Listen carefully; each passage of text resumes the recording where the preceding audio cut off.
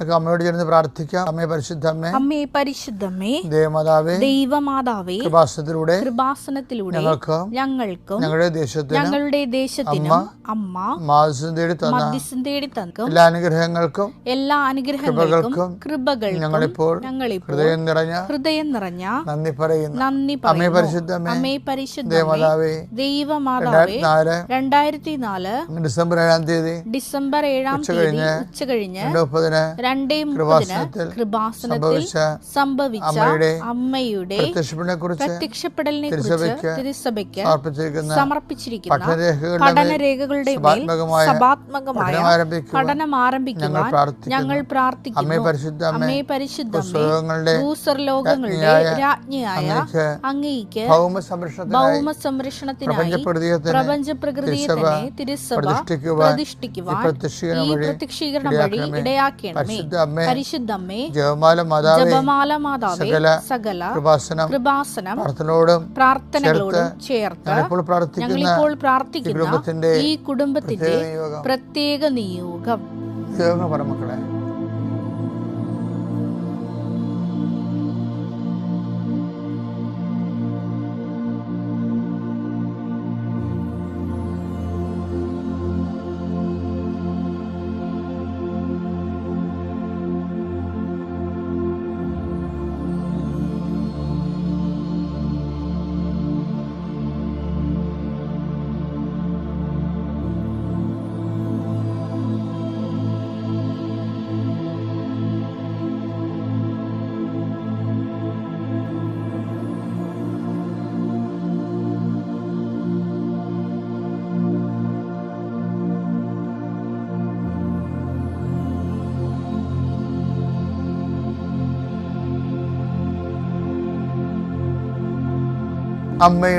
അമ്മയുടെ പ്രത്യക്ഷീകരണത്തിന്റെ ഈ അനുഗ്രഹവേളയിൽ ഞങ്ങൾക്ക് സാധിച്ചു തരുവാൻ കനിയണമേ.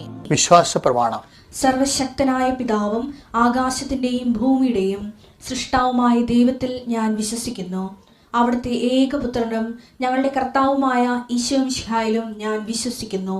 ഈ പുത്രൻ പരിശുദ്ധാത്മാവിനാൽ ഗർഭസ്ഥനായി കന്യകാമറിയത്തിൽ നിന്ന് പിറന്ന് പൊന്തിയോസ് പീലാത്തോസിന്റെ കാലത്ത് പീഡകൾ സഹിച്ച് കുരിശിൽ തറയ്ക്കപ്പെട്ട് മരിച്ച് അടക്കപ്പെട്ട് പാതാളങ്ങളിൽ ഇറങ്ങി മരിച്ചവരുടെ ഇടയിൽ നിന്ന് 3-ാം നാൾ ഉയർത്ത് സ്വർഗത്തിലേക്ക് എഴുന്നള്ളി സർവശക്തിയുള്ള പിതാവായ ദൈവത്തിന്റെ വലതുഭാഗത്തിരിക്കുന്നു. അവിടെ നിന്ന് ജീവിക്കുന്നവരെയും മരിച്ചവരെയും വിധിക്കുവാൻ വരുമെന്നും ഞാൻ വിശ്വസിക്കുന്നു. പരിശുദ്ധാത്മാവിലും ഞാൻ വിശ്വസിക്കുന്നു. വിശുദ്ധ കത്തോലിക്കാ സഭയിലും പുണ്യവാന്മാരുടെ ഐക്യത്തിലും പാപങ്ങളുടെ മോചനത്തിലും ശരീരത്തിന്റെ ഉയർപ്പിലും നിത്യമായ ജീവിതത്തിലും ഞാൻ വിശ്വസിക്കുന്നു. ആമേൻ. സ്വർഗ്ഗസ്ഥനായ ഞങ്ങളുടെ പിതാവേ, അങ്ങയുടെ നാമം പൂജിതമാകണമേ. അങ്ങയുടെ രാജ്യം വരണമേ. അങ്ങയുടെ തിരുമനസ് സ്വർഗത്തിലെ പോലെ ഭൂമിയിലും ആകണമേ. അന്നു വേണ്ടുന്ന ആഹാരം ഇന്ന് ഞങ്ങൾക്ക് തരണമേ. ഞങ്ങളോട് തെറ്റ് ചെയ്യുന്നവരോട് ഞങ്ങൾ ക്ഷമിക്കുന്നത് പോലെ ഞങ്ങളുടെ തെറ്റുകൾ ഞങ്ങളോടും ക്ഷമിക്കണമേ. ഞങ്ങളെ പ്രലോഭനത്തിൽ ഉൾപ്പെടുത്തരുതേ, തിന്മയിൽ ഞങ്ങൾ രക്ഷിക്കണമേ. ആമേൻ. നന്മ നിറഞ്ഞ മറിയമേ, സ്വസ്തി. കർത്താവ് അങ്ങയുടെ കൂടെ സ്ത്രീകളിൽ അങ്ങ് അനുഗ്രഹിക്കപ്പെട്ടവളാകുന്നു. അങ്ങയുടെ ഉദരത്തിൻ ഫലമായി ഈശോ അനുഗ്രഹിക്കപ്പെട്ടവനാകുന്നു. പരിശുദ്ധ മറിയമേ, തമ്പുരാന്റെ അമ്മേ, പാപികളായ ഞങ്ങൾക്ക് വേണ്ടി ഇപ്പോഴും ഞങ്ങളുടെ മരണസമയത്തും തമ്പുരാനോട് അപേക്ഷിക്കണമേ. ആമേൻ. കർത്താവിന്റെ ഉന്നതമായ നാമത്തിന് സ്വസ്ഥം ചെയ്യുന്നു. കർത്താവിന്റെ വിശുദ്ധ പൗരോഹിത്യത്തെ മഹത്വപ്പെടുത്തണമേ. കർത്താവെ, സഭയിലുള്ള സാന്നിധ്യം പ്രകടമാക്കണമേ. 39 വർഷം ഞാൻ അർപ്പിച്ച കൃപയുടെ യോഗ്യതയാൽ കൃപാസന അൾത്താരെ ജീവനോടെ പ്രത്യക്ഷപ്പെട്ട പരിശുദ്ധമ്മയുടെ പ്രത്യക്ഷീകരണ സ്ഥിരീകരണത്തിനായി അടയാളം ലഭിക്കാൻ ഞാൻ എല്ലാവരെയും ആശീർവദിക്കുന്നു. കർത്താവിൻ്റെ നീ എവിടെ പോകുന്നുവോ, ആരോട് സംസാരിക്കുന്നുവോ, എന്ത് ചെയ്യുന്നുവോ, നിന്റെ ഉദ്യമങ്ങൾ, സംരംഭങ്ങൾ കർത്താവിൻ്റെ നാമത്തിൽ അനുഗ്രഹിക്കപ്പെടട്ടെ. നിന്റെ പ്രവർത്തനങ്ങളാൽ ദൈവം മഹത്വപ്പെടട്ടെ. ഇന്നത്തെ ദിവസം നിനക്ക് നിലവിലുണ്ടാകുന്ന തടസ്സങ്ങളെ യേശുക്രിസ്തു നാമത്തിൽ ഞാൻ ശാസിച്ചു മാറ്റുന്നു. കർത്താവ്, ആലോചനകൾ വ്യർത്ഥമാക്കിയെന്നുണ്ടാകുന്ന രക്ഷയെ അങ്ങേ കൂടാതെയുള്ള ആലോചനകളാണ് പലപ്പോഴും വ്യർത്ഥമായി പോകുന്നത്. ബൈബിളിലെ പ്രധാനപ്പെട്ട പ്രമേയമാണ് കർത്താവ് അവൻ്റെ ആലോചനകൾ വ്യർത്ഥമാക്കിയെന്ന്. അഹിതോഫേലിൻ്റെ ആലോചനയെക്കുറിച്ച് പറയുമ്പോഴാണ് ആലോചനകൾ വ്യർത്ഥമാകണത്. ദൈവികമായ പദ്ധതികളെ കുറിച്ച് അല്ലാതെ നമ്മൾ ആലോചിച്ചാൽ ആലോചനകൾ വ്യർത്ഥമാകും. അതുകൊണ്ട് തന്നെ കർത്താവെ, ആലോചിക്കുന്ന ശിരസിനെ അങ്ങ് ആശീർവദിക്കണമേ. അത് നടപ്പിൽ വരുത്താൻ പോകുന്ന സമയങ്ങൾ ബാലാമിൻ്റെ കഴുതയെപ്പോലെ അത് നടപ്പിൽ വരുത്തുമ്പോഴേ കർത്താവെ, അത് അങ്ങ് ആഗ്രഹിക്കണമല്ല എന്നുണ്ടെങ്കിൽ കഴുത വഴിമുടക്കണ പോലെ കർത്താവെ നടപ്പിൽ വരുത്തുന്ന സമയത്ത് അതിനെ വഴിമുടക്കിക്കൊണ്ട് ദൈവത്തിൻ്റെ വഴികളിലൂടെ സഞ്ചരിക്കാൻ ഇടയാക്കണം പ്രാർത്ഥിക്കുന്നു. നിൻ്റെ രോഗപീഠകളുള്ളവർ, മറ്റു തരത്തിലുള്ള കുരുക്കിൽ ചെന്നവർ, സംസാരിച്ച് തീരാവുന്ന പ്രശ്നങ്ങളാണെങ്കിൽ ആ സംസാരം തീരുമ്പോൾ കർത്താവിന് ചൈതന്യം നിങ്ങൾ നിവസിക്കുവാനും നീ ഇന്ന് ഈ ആശീർവാദത്താൽ സമാധാനം അനുഭവിക്കാൻ ഞാൻ നിന്നെയും നിന്റെ കുടുംബത്തെയും നിന്റെ ജീവിതത്തെയും കർത്താവിൻ്റെ നാമത്തെ ആശീർവദിക്കുന്നു. ഗ്രേസ്. എല്ലാവർക്കും തിരുവോണത്തിൻ്റെ പൊന്നാശംസകൾ. നമ്മുടെ മണ്ണിൻ്റെ ഒരു മഹോത്സവമാണ്. അതിൻ്റെ ഫെസ്റ്റിവലിൽ നമ്മളെല്ലാം മനസ്സുകൊണ്ട് പങ്കെടുക്കുകയും അതിൻ്റെ ഭാഗമാകുകയും ചെയ്യുന്നു. അപ്പോൾ എല്ലാവർക്കും ഹൃദ്യമായ ഓണാശംസകൾ. ഇന്ന് എൻ്റെ മനസ്സിൽ വരുന്നത്, നമുക്കറിയാമല്ലോ, ഈ പരിശുദ്ധ അമ്മയുടെ പ്രാർത്ഥനകളെ വെച്ച് ഏറ്റവും എപ്പോഴും എന്നെ വല്ലാണ്ട് ചിന്തിപ്പിക്കുന്നത്, ശക്തനായവൻ എനിക്ക് വലിയ കാര്യങ്ങൾ ചെയ്തിരിക്കുന്നു. ലൂക്ക 1:49. ലൂക്ക 1:49. ശക്തനായവൻ എനിക്ക് വലിയ കാര്യങ്ങൾ ചെയ്തിരിക്കുന്നു. അവിടുത്തെ നാമം പരിശുദ്ധമാണ്.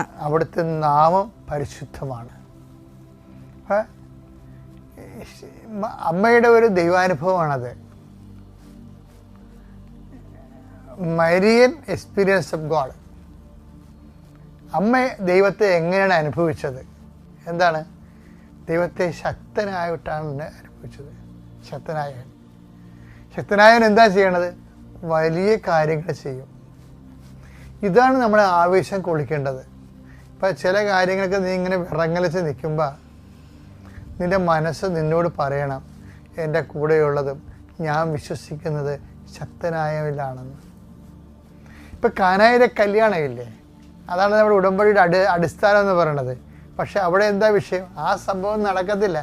അതൊരു ചെറിയ കാര്യമാണ്. പക്ഷേ ആ കാനായിലെ കല്യാണത്തിന് ശക്തനായവൻ എൻ്റെ വലിയ കാര്യമായിട്ട് മാറണത് എന്താണ്?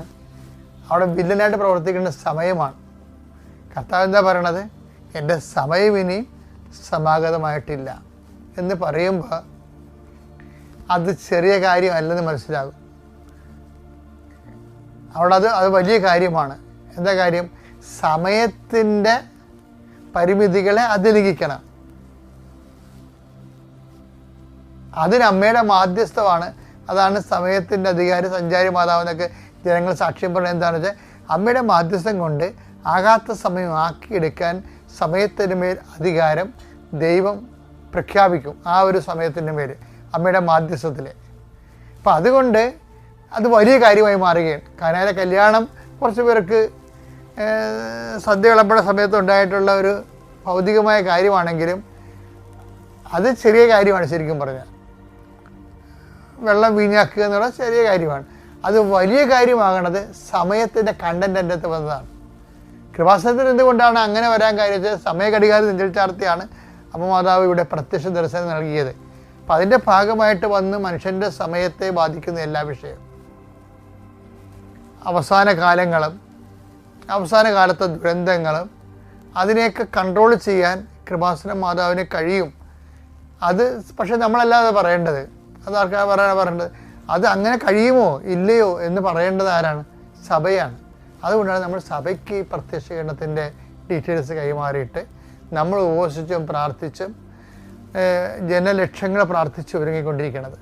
കാര്യം ഇത് നമ്മൾ വിചാരിക്കുന്നതിനേക്കാൾ വളരെ ഇന്ന് വരെ ഉണ്ടായ ദർശനങ്ങളെക്കാളും ഒരു പക്ഷേ സഭ അത് അംഗീകരിക്കണ കാലത്ത് വലിയൊരു സംഭവമായി മാറും. പക്ഷേ എന്താ സംഭവമാകണത്? ശക്തനായവൻ എനിക്ക് വലിയ കാര്യങ്ങൾ ചെയ്യുന്നു. അപ്പം ശക്തനെ കൊണ്ട് വലിയ കാര്യം ചെയ്യിക്കാനുള്ള സാധ്യതയുണ്ട്. ആ സാധ്യത സാക്ഷാത്കരിക്കുന്ന ആരാണ്? മറിയമാണ്. അതാണ് ഉടമ്പടി നിൽക്കുന്നവർ ഉറച്ചു നിൽക്കാൻ നോക്കണം. ഓക്കെ അല്ലേ? ആദ്യമായി തന്നെ പരിശുദ്ധ അമ്മയ്ക്കും ഈശോയ്ക്കും കോടാനുകോടി നന്ദി പറഞ്ഞുകൊണ്ട് ഞാൻ എൻ്റെ സാക്ഷ്യം തുടരട്ടെ. എൻ്റെ പേര് മേരി ജേക്കബ്. ഞാൻ ചേരാനെല്ലൂർ, എറണാകുളത്ത് ചേരാനെല്ലൂർ സെൻറ്റ് ജെയിംസ് ഇടവകയിൽ നിന്ന് വരുന്നു. ഞാൻ ഉടമ്പടി ആദ്യമായിട്ട് എടുത്തത് 2023 നവംബർ 12-ാം തീയതിയാണ്. ഉടമ്പടി എടുക്കാനുള്ള പ്രത്യേക കാരണങ്ങളൊന്നും എനിക്കങ്ങനെ ഭൗതികമായ ആവശ്യങ്ങളൊന്നും വലുതായിട്ടുണ്ടായിരുന്നില്ല. എങ്കിലും എനിക്ക് മാതാവിനെ കാണണമെന്നും മാതാവിൻ്റെ അടുത്ത് വരണമെന്നും മാതാവിൻ്റെ അത്ഭുത കാശരൂപം ഒന്ന് കയ്യിൽ പിടിക്കണമെന്നും ഞാൻ അതിയായി ആഗ്രഹിച്ചിരുന്നു. അതിനുവേണ്ടി ഞാനൊരു ദിവസം ഇവിടെ വരികയും മാതാവിനെ കണ്ടു പോവുകയും ചെയ്തു. പക്ഷെ ഞാൻ അന്ന് ഉടമ്പടിയൊന്നും എടുത്തില്ല. എങ്കിലും എൻ്റെ മനസ്സിന് വളരെ വലിയ ആഗ്രഹമായിരുന്നു മാതാവിൻ്റെ അടുത്ത് വന്ന് ഉടമ്പടി എടുക്കണമെന്ന്. അങ്ങനെ ഞാൻ ഓൺലൈൻ ഉടമ്പടി എടുത്ത് മാതാവിനോട് എല്ലാ ദിവസവും പ്രാർത്ഥിക്കും, വെളുപ്പിന് എഴുന്നേക്കും. അതുപോലെ തന്നെ ഇവിടെ നിന്ന് ആരെങ്കിലും വരുമ്പോൾ അവരെ കൊണ്ട് ഞാൻ പത്രം വാങ്ങിക്കും. ഞാൻ എൻ്റെ സ്വന്തം ഇഷ്ടത്തിൽ അവിടെ പള്ളിയിലൊക്കെ കൊണ്ടു കൊടുക്കും. അങ്ങനെ എനിക്കൊരു ഉടമ്പടിയുടെ ഒരു ഇത് അതേ പ്രതീതിയിൽ തന്നെ ഞാൻ പോയിക്കൊണ്ടിരുന്നത്. ഒരു ദിവസമെങ്കിലും ഇവിടെ വന്നൊന്ന് മാതാവിൻ്റെ അടുത്ത് വന്ന് തീർത്ഥാടന ഉടമ്പടി എടുക്കണമെന്ന് എൻ്റെ വലിയ മോഹമായിരുന്നു. അങ്ങനെ എനിക്കൊരു ദിവസം എൻ്റെ ഒരു ഫ്രണ്ടിനെ എനിക്ക് കിട്ടി. അങ്ങനെ ഞാൻ ഇവിടെ ആദ്യമായിട്ട് വന്ന് ഉടമ്പടി എടുത്ത് പ്രാർത്ഥിച്ചതിൻ്റെ ആ ഒരു ഇതെന്ന് പറഞ്ഞാൽ, ആദ്യമായിട്ട് എനിക്ക് ഭയങ്കര തലകറക്കമായിരുന്നു. ഞാൻ ആദ്യം ഒരു ഹോസ്പിറ്റലിൽ വർക്കായിരുന്നു. എനിക്ക് നൈറ്റ് ഡ്യൂട്ടി ഒന്നും ചെയ്യാനായിട്ട് അങ്ങനെ പറ്റില്ല, എപ്പോഴും എനിക്ക് തലകറങ്ങും. അപ്പോൾ അങ്ങനെ ഒരു 10-24 വർഷം ഞാൻ ഹോസ്പിറ്റലിൽ വർക്ക് ചെയ്തതാണ്. പക്ഷേ ഈ കുറച്ച് നാളായ ശേഷം ഞാൻ ആ ജോലി പതിയെ ഉപേക്ഷിച്ച് കളഞ്ഞ്. കാരണം എനിക്ക് ഉറക്കം നിൽക്കാനൊന്നും പറ്റണില്ല. അപ്പം ഞാൻ വന്നപ്പോൾ മാതാവിനോട് അതൊരു നിയോഗമായിട്ടൊന്നും വെച്ചില്ല. പക്ഷേ എൻ്റെ മാതാവ് 10-24 വർഷം ഞാൻ മരുന്ന് കഴിക്കുമായിരുന്നു. എപ്പോഴും ഞാൻ തലകറക്കം വരുമ്പോൾ ഗുളിക മേടിച്ച് കഴിക്കും. അത് പെട്ടെന്ന് ഛർദ്ദിച്ച് കഴിയുമ്പോഴേ അത് മാറുള്ളൂ. അത് ഇയർ ബാലൻസിൻ്റെ കംപ്ലൈൻ്റ് ആണെന്ന് ഡോക്ടർ പറഞ്ഞിട്ടുണ്ടായിരുന്നു. പക്ഷെ ഞാൻ മാതാവിൻ്റെ അടുത്ത് വന്ന് ഉടമ്പടി എടുത്തതിന് ശേഷം ഞാൻ എല്ലാ ദിവസവും രാവിലെ പ്രാർത്ഥിച്ച് കഴിയുമ്പോൾ മാതാവിൻ്റെ തൈലം പുരട്ടും, മാതാവിൻ്റെ ഉപ്പ് ഞാൻ വെള്ളത്തിൽ കലക്കി കുടിക്കും. ഇന്ന് വരെ എനിക്ക് തലകറക്കം എന്ന് പറയുന്ന ഒരു സംഭവം ഈ ജീവിതത്തിൽ ഇപ്പോൾ എനിക്ക് ഉണ്ടായിട്ടില്ല. അതെൻ്റെ ആദ്യത്തെ ഒരു സാക്ഷ്യമാണ്. പിന്നെ രണ്ടാമതായിട്ട് എൻ്റെ മോൾക്കൊരു ജോലി എൻ്റെ ഒരു വലിയ ആഗ്രഹമായിരുന്നു. അവൾക്ക് അവളുടെ കൂടെ പഠിച്ച ആളുകളൊക്കെ ജോലിക്കൊക്കെ പോയി തുടങ്ങിയപ്പോഴും എൻ്റെ കൊച്ചിനൊരു ജോലി എനിക്ക് വേണമെന്ന് വലിയൊരു ആഗ്രഹമായിരുന്നു. അങ്ങനെ ഞാൻ മാതാവിനോട് എപ്പോഴും പ്രാർത്ഥിച്ചുകൊണ്ടിരിക്കുമായിരുന്നു. അങ്ങനെ ഞാൻ മൂന്നാമത്തെ എൻ്റെ ഉടമ്പടി പുതുക്കലിൻ്റെ സമയത്ത് ഞാൻ അത് മാതാവിനെ നിയോഗമായിട്ട് വെച്ച്. പിന്നെ അതുപോലെ തന്നെ ഞാൻ അഖണ്ഡ ജപമാല റാലിക്ക് അവിടെ നിന്ന് വണ്ടി പോകുന്നപ്പോൾ ഞാൻ തന്നെ പോകുന്ന കുറച്ച് ആളുകളെ കൂടി തന്നെ ഞാൻ പോകുന്നു. ഇവിടെ വന്നപ്പോൾ പോയപ്പോഴും ഞാൻ മാതാവിനോട് പ്രാർത്ഥിച്ച, അമ്മേ എൻ്റെ കുഞ്ഞിനൊരു ജോലി എനിക്ക് മാതാവ് സാധിച്ചു തന്നെ, അത് എൻ്റെ ഒരു ആഗ്രഹമാണ് എന്ന് ഞാൻ പ്രാർത്ഥിച്ചിട്ടുണ്ടായിരുന്നു. അത് ഞാൻ നിയോഗം എഴുതിയിട്ടിരുന്നു. അപ്പോൾ ഒരു ദിവസം ഉടമ്പടി ആരാധനയിൽ ജോസഫ് അച്ഛൻ പറഞ്ഞ്, മെയ് മാസത്തിൽ അവസാനം വരെ നിങ്ങൾ എഴുതിയിട്ട എല്ലാ നിയോഗവും മാതാവ് ഒപ്പുവെച്ചിട്ടുണ്ടെന്ന് പറഞ്ഞു. അപ്പോൾ ആ വിശ്വാസത്തിൽ ഞാൻ വളരെയധികം ശക്തമായിട്ട് തന്നെ മാതാവിനോട് പ്രാർത്ഥിച്ചുകൊണ്ടിരുന്നു. അതെപ്പോഴെങ്കിലും മാതാവ് എനിക്ക് നടത്തി തരും എന്നുള്ള ആ ഒരു വലിയ ആശ്വാസത്തിൽ തന്നെ ഞാൻ ഇരിക്കണമായിരുന്നു. അത് മോള് പറയും ആ സാക്ഷ്യം. അതുപോലെ തന്നെ ഇതെൻ്റെ പേരക്കിടാവാണ്. അവളുടെ കാലിന് എപ്പോഴും ഭയങ്കര അലർജി വരുമായിരുന്നു. സോക്സ് ഇടാനൊന്നും കൊച്ചിന് പറ്റൂല. വേർപ്പ് വന്നു കഴിഞ്ഞാൽ തൊലി പൊളിയും. ഭയങ്കരമായിട്ട് എപ്പോഴും അവൾക്ക് ഭയങ്കര ബുദ്ധിമുട്ട്. അങ്ങനെ ഞാൻ എപ്പോഴും മാതാവിൻ്റെ തൈല എന്നും ഞാൻ പുരട്ടി കൊടുക്കും. ഞാൻ പറയും, മോനത് മാറിക്കോളും, മാതാവിനോട് മോനും പ്രാർത്ഥിക്കണമെന്ന് കൊച്ചിനോടും പറഞ്ഞു കൊടുക്കും. അവളും എന്നും സ്കൂളിൽ പോകുമ്പോൾ മാതാവിൻ്റെ പ്രത്യക്ഷീകരണ പ്രാർത്ഥനയൊക്കെ ചൊല്ലിയേ പോകുള്ളൂ. ഭയങ്കര വിശ്വാസമാണ് എൻ്റെ കുഞ്ഞിനും. ഇപ്പോൾ എൻ്റെ മോൾക്ക് കാലയിൽ അലർജി തീർത്തും മാതാവ് മാറ്റിത്തന്നു. അങ്ങനെ ഞങ്ങളുടെ കുടുംബത്തിന് ഒരുപാട് അനുഗ്രഹങ്ങൾ മാതാവ് തന്നിട്ടുണ്ട്. അതുപോലെ തന്നെ എൻ്റെ പ്രേക്ഷിത പ്രവർത്തനം എന്ന് പറഞ്ഞു കഴിഞ്ഞാൽ, ഉടമ്പടി എടുത്തതിന് ശേഷം എനിക്ക് വളരെയധികം മാറ്റങ്ങളുണ്ടായിട്ടുണ്ട്. കാരണം ഞാൻ മറ്റുള്ളവരോട് അങ്ങനെ അങ്ങോട്ട് അധികം ഇടപെടുന്ന ഒരാളല്ല. എന്നിരുന്നാലും ആവശ്യത്തിന് വർത്താനമൊക്കെ പറയും. പക്ഷേ ഉടമ്പടി എടുത്തതിന് ശേഷം എനിക്ക് മറ്റുള്ളവരുടെ വിഷമങ്ങൾ കാണുമ്പോൾ എനിക്ക് ഭയങ്കരമായിട്ട് എൻ്റെ ഉള്ളിൽ ഭയങ്കര വ്യസനം ഉണ്ടാകാറുണ്ട്. ഞാൻ അവരുടെ വീട്ടിൽ പോകും, അവർക്ക് വേണ്ടി പ്രാർത്ഥിക്കും, അവർക്ക് വേണ്ട സഹായങ്ങളൊക്കെ ഞാൻ ചെയ്തു കൊടുക്കാറുണ്ട്. അതുപോലെ തന്നെ എല്ലാ മാസവും കൃത്യമായിട്ട് ഇവിടെ വന്ന് പേപ്പർ വാങ്ങിച്ച് ആ പേപ്പർ അന്ന് തന്നെ കൊടുത്തു തീർക്കണം. ഞാൻ ഇവിടെ നിന്ന് പോകുമ്പോഴേ തന്നെ ബസ്സിൽ വെച്ച് തന്നെ ഞാൻ ഓരോരുത്തർക്കൊക്കെ കൊടുത്തു തുടങ്ങും. അതുപോലെ തന്നെ പള്ളിയിൽ വെച്ചും എല്ലാവർക്കും ആ പേപ്പർ അന്ന് തന്നെ കൊടുത്ത് ഞാൻ തീർക്കും. അതുപോലെ തന്നെ ആരെങ്കിലും രോഗികളായിട്ടുണ്ടെങ്കിൽ ഞാൻ അവിടെ ചെല്ലും, അവർക്ക് വേണ്ട കാര്യങ്ങൾ ചെയ്തു കൊടുക്കും. കുരിശ് വരച്ച് പ്രാർത്ഥിച്ച് മാതാവിനോട് വേണ്ടി പ്രാർത്ഥിക്കാൻ പറയും. അങ്ങനെ ഞാൻ പറഞ്ഞിട്ട് തന്നെ ഒരു 3-4 പേര് ഇവിടെ വന്ന് ഉടമ്പടി എടുത്തിട്ടുണ്ട്. പിന്നെ അതുപോലെ തന്നെ ബ്ലഡ് ക്യാൻസർ ആയിട്ടുള്ള ഒരു കുട്ടി ഞങ്ങളുടെ അടുത്ത് ഉണ്ടായിരുന്നു. അവൾക്ക് വേണ്ടി പ്രത്യേകം പ്രാർത്ഥിക്കുമായിരുന്നു. കാരണം ബോൺമാരോ എടുത്ത് അത് ട്രാൻസ്പ്ലാന്റേഷൻ ചെയ്യണമെന്നൊക്കെ പറഞ്ഞതാണ്. പക്ഷേ മാതാവിൻ്റെ അനുഗ്രഹം കൊണ്ട് നമ്മുടെ പ്രാർത്ഥനയും ആ കൊച്ചും അവർ കുടുംബം വന്ന് ഉടമ്പടിയൊക്കെ എടുത്തതിൻ്റെ ഫലമായിട്ട് ആ കുട്ടിക്ക് പൂർണ്ണമായിട്ട് രോഗം മാറി. ഇപ്പോൾ അവൾ ജോലിക്കൊക്കെ പോകാൻ തുടങ്ങിയിട്ടുണ്ട്. അതൊക്കെ എനിക്ക് ഭയങ്കര സന്തോഷം ഉണ്ടായിട്ടുള്ള കാര്യങ്ങളാണ്. എൻ്റെ മാതാവ് ഞാൻ പ്രാർത്ഥിച്ചിട്ട് ഒരിക്കലും മറ്റുള്ളവർക്ക് വേണ്ടി ഞാൻ പ്രാർത്ഥിച്ചിട്ട് അത് മാതാവ് ഉപേക്ഷിച്ച് കളഞ്ഞിട്ടില്ല. പിന്നെ അതുപോലെ തന്നെ കാരുണ്യ പ്രവൃത്തികളെന്ന് പറഞ്ഞു കഴിഞ്ഞാൽ ഞാനും എൻ്റെ മോളും കൂടിയാണ് മിക്കപ്പോഴും എല്ലാ കാര്യത്തിനും ഇറങ്ങണത്. അവൾ എപ്പോഴും നല്ലോണം ഭക്ഷണമൊക്കെ ഉണ്ടാക്കി തരും. ഞങ്ങളത് ഒരുമിച്ച് കൊണ്ടുപോകും. ഹോസ്പിറ്റലിലൊക്കെ കൊണ്ട് കൊടുക്കാറുണ്ട്. പ്രത്യേകിച്ച് കളമശ്ശേരി മെഡിക്കൽ കോളേജിലൊക്കെ ഞങ്ങൾ മിക്കവാറും തന്നെ പൊതിച്ചോറായിട്ട് പോയി ഞങ്ങളത് കൊടുത്തിട്ട് പോരും. അതുപോലെ തന്നെ ആരെങ്കിലും രോഗികളായിട്ടുള്ളവർക്ക് എന്തെങ്കിലും സഹായങ്ങൾ എപ്പോഴും ചെയ്തുകൊണ്ടിരിക്കും. അങ്ങനെ ഒത്തിരി സഹായങ്ങൾ എന്ന മാതാവിന് ഈശോയ്ക്ക് ഞാൻ ഒരുപാട് നന്ദി പറയുന്നു. എൻ്റെ പേര് ജോബി ജേക്കബ്. എനിക്കും മാതാവിനോട് ഒത്തിരി നന്ദിയുണ്ട്. ഞാൻ പ്രതീക്ഷിച്ചേ ഇല്ല ഞാൻ ഈ ആൾത്താരയിൽ വന്നിന്ന് സാക്ഷ്യം പറയുമെന്നുള്ളത്. കാരണം 2023 മെയ് മാസത്തിൽ ഞാൻ ഭയങ്കര വിഷമിച്ചാണ് ഇവിടെ വന്നത്. എനിക്കറിയാൻ പാടില്ല എനിക്ക് എന്ത് വിഷമമാണ് എൻ്റെ മനസ്സിലുണ്ടായിരുന്നതെന്ന്. അപ്പോൾ മമ്മി എന്നോട് പറഞ്ഞ് നീ കൃപാസനത്തിൽ വന്ന് പ്രാർത്ഥിക്ക്, എന്തായാലും അതിനൊരു പരിഹാരം ഉണ്ടാവും എന്ന് പറഞ്ഞിട്ടാണ് ഞാനിവിടെ വന്നത്. അപ്പം എൻ്റെ മനസ്സിലുള്ള മാതാവ് നമ്മളെല്ലാവരും പള്ളിയിൽ കാണുന്ന പോലെ വെള്ള ഉടുപ്പ്, നീല തലവിരിയൊക്കെയുള്ള ഒരു മാതാവാണ് ഞാൻ പ്രതീക്ഷിച്ച് വന്നത്. അപ്പം ഇവിടെ വന്നു കഴിഞ്ഞപ്പോൾ എനിക്ക് ഭയങ്കര അത്ഭുതമായിരുന്നു ഈ മാതാവിനെ കണ്ടപ്പോൾ. സിൽവർ കളറിലുള്ള മാതാവ്. മമ്മി എന്നോട് പറഞ്ഞ് നിനക്ക് മനസ്സിലുള്ളത് എന്താണെന്ന് വെച്ചാൽ അത് പറഞ്ഞ് നന്നായിട്ട് പ്രാർത്ഥിക്കാൻ പറഞ്ഞ്. ഞാനിവിടെ വന്നിട്ട് എന്താ പ്രാർത്ഥിച്ചെന്ന് പോലും എനിക്ക് അറിഞ്ഞൂടാ. ഞാൻ നെഞ്ചു പൊട്ടിക്കരഞ്ഞാൽ ഞാനിവിടെ നിന്ന് ഇറങ്ങിപ്പോയത്. എനിക്കിവിടെ നിന്ന് റോഡ് ക്രോസ് ചെയ്തിട്ട് ഞാൻ ആ റോഡ് ക്രോസ് ചെയ്ത് അപ്പുറത്ത് നിന്ന് വരെ എനിക്ക് കരച്ചിലടക്കാൻ പറ്റുന്നുണ്ടായില്ല. എനിക്ക് അത്രയും പ്രയാസം ഉണ്ടായിരുന്നു. അങ്ങനെ വീട്ടിൽ ചെന്ന് കഴിഞ്ഞപ്പോൾ മമ്മി എന്നോട് പറഞ്ഞേ നീ ഒരു കാര്യം ചെയ്യ്, എനിക്ക് ഉടമ്പടി എടുക്കാൻ നിൻ്റെ സാഹചര്യം സമ്മതിക്കണില്ലെങ്കിൽ നീ ഒരു ഓൺലൈൻ ഉടമ്പടി എടുക്കാൻ പറഞ്ഞ്. അങ്ങനെ ഞാൻ ഒക്ടോബറിൽ ഓൺലൈൻ ഉടമ്പടി എടുത്ത് മാതാവിനോട് പ്രാർത്ഥിച്ച്. അതിനല്ല എനിക്ക് ജോലിയില്ലാത്തത് എനിക്കൊരു ഭയങ്കര വിഷമമായിരുന്നു. കാരണം ഞാൻ കല്യാണം കഴിഞ്ഞ് എബ്രോഡായിരുന്നു, ബഹ്റിനിലായിരുന്നു. അപ്പോൾ എനിക്കൊരു വലിയൊരു കരിയർ ഗ്യാപ്പാണ് ഉണ്ടായിരുന്നത്. പിന്നെ ഞങ്ങൾ 2021 ആ കോവിഡിൻ്റെ ടൈമിലാണ് നാട്ടിൽ വന്ന് സെറ്റിലായത്. അപ്പോൾ അത് കഴിഞ്ഞ് മോളായി, പിന്നെ മോളെ നോക്കലായി. അങ്ങനെ ആ തിരക്കിൽ പെട്ട് കാരണം എനിക്ക് പിന്നെ ഞാൻ ജോലിയൊന്നും അധികം ശ്രമിച്ചില്ല. അത് കഴിഞ്ഞ് ഞങ്ങൾ നാട്ടിൽ വന്ന് സെറ്റിലായി കഴിഞ്ഞ് കഴിഞ്ഞപ്പോൾ ഞാനൊരു ചെറിയ ജോലി ഞങ്ങളുടെ അടുത്തേനെ ഞാൻ പോകാൻ തുടങ്ങി. പക്ഷെ ഞങ്ങളുടെ വീട് പണി കാരണം അതിനും ഒരു ബ്രേക്ക് വന്ന്. അപ്പോൾ കുറച്ച് ദിവസം കഴിഞ്ഞപ്പോഴേക്കും അങ്ങനെ വലിയ കുഴപ്പമില്ലാതെയൊക്കെ പോവുമെങ്കിലും ഹസ്ബൻഡ് എന്നെ ഇടയ്ക്ക് കളിയാക്കും, എന്തൊക്കെയായാലും വീട്ടിൽ തന്നെ കുത്തിയിരിക്കണല്ലേ എന്നൊക്കെ വെറുതെ പറയും. കാര്യം പുള്ളി തമാശക്കാണ് പറയണമെങ്കിൽ അത് എനിക്ക് ഭയങ്കരമായിട്ട് ഫീൽ ചെയ്യുമായിരുന്നു. അതിനല്ല മോളെ കാലത്തെ സ്കൂളിൽ കൊണ്ടുപോവുക തിരിച്ചു കൊണ്ടുവരികയൊക്കെ ചെയ്തത് ഞാൻ തന്നെ ചെയ്തുകൊണ്ടിരുന്നത്.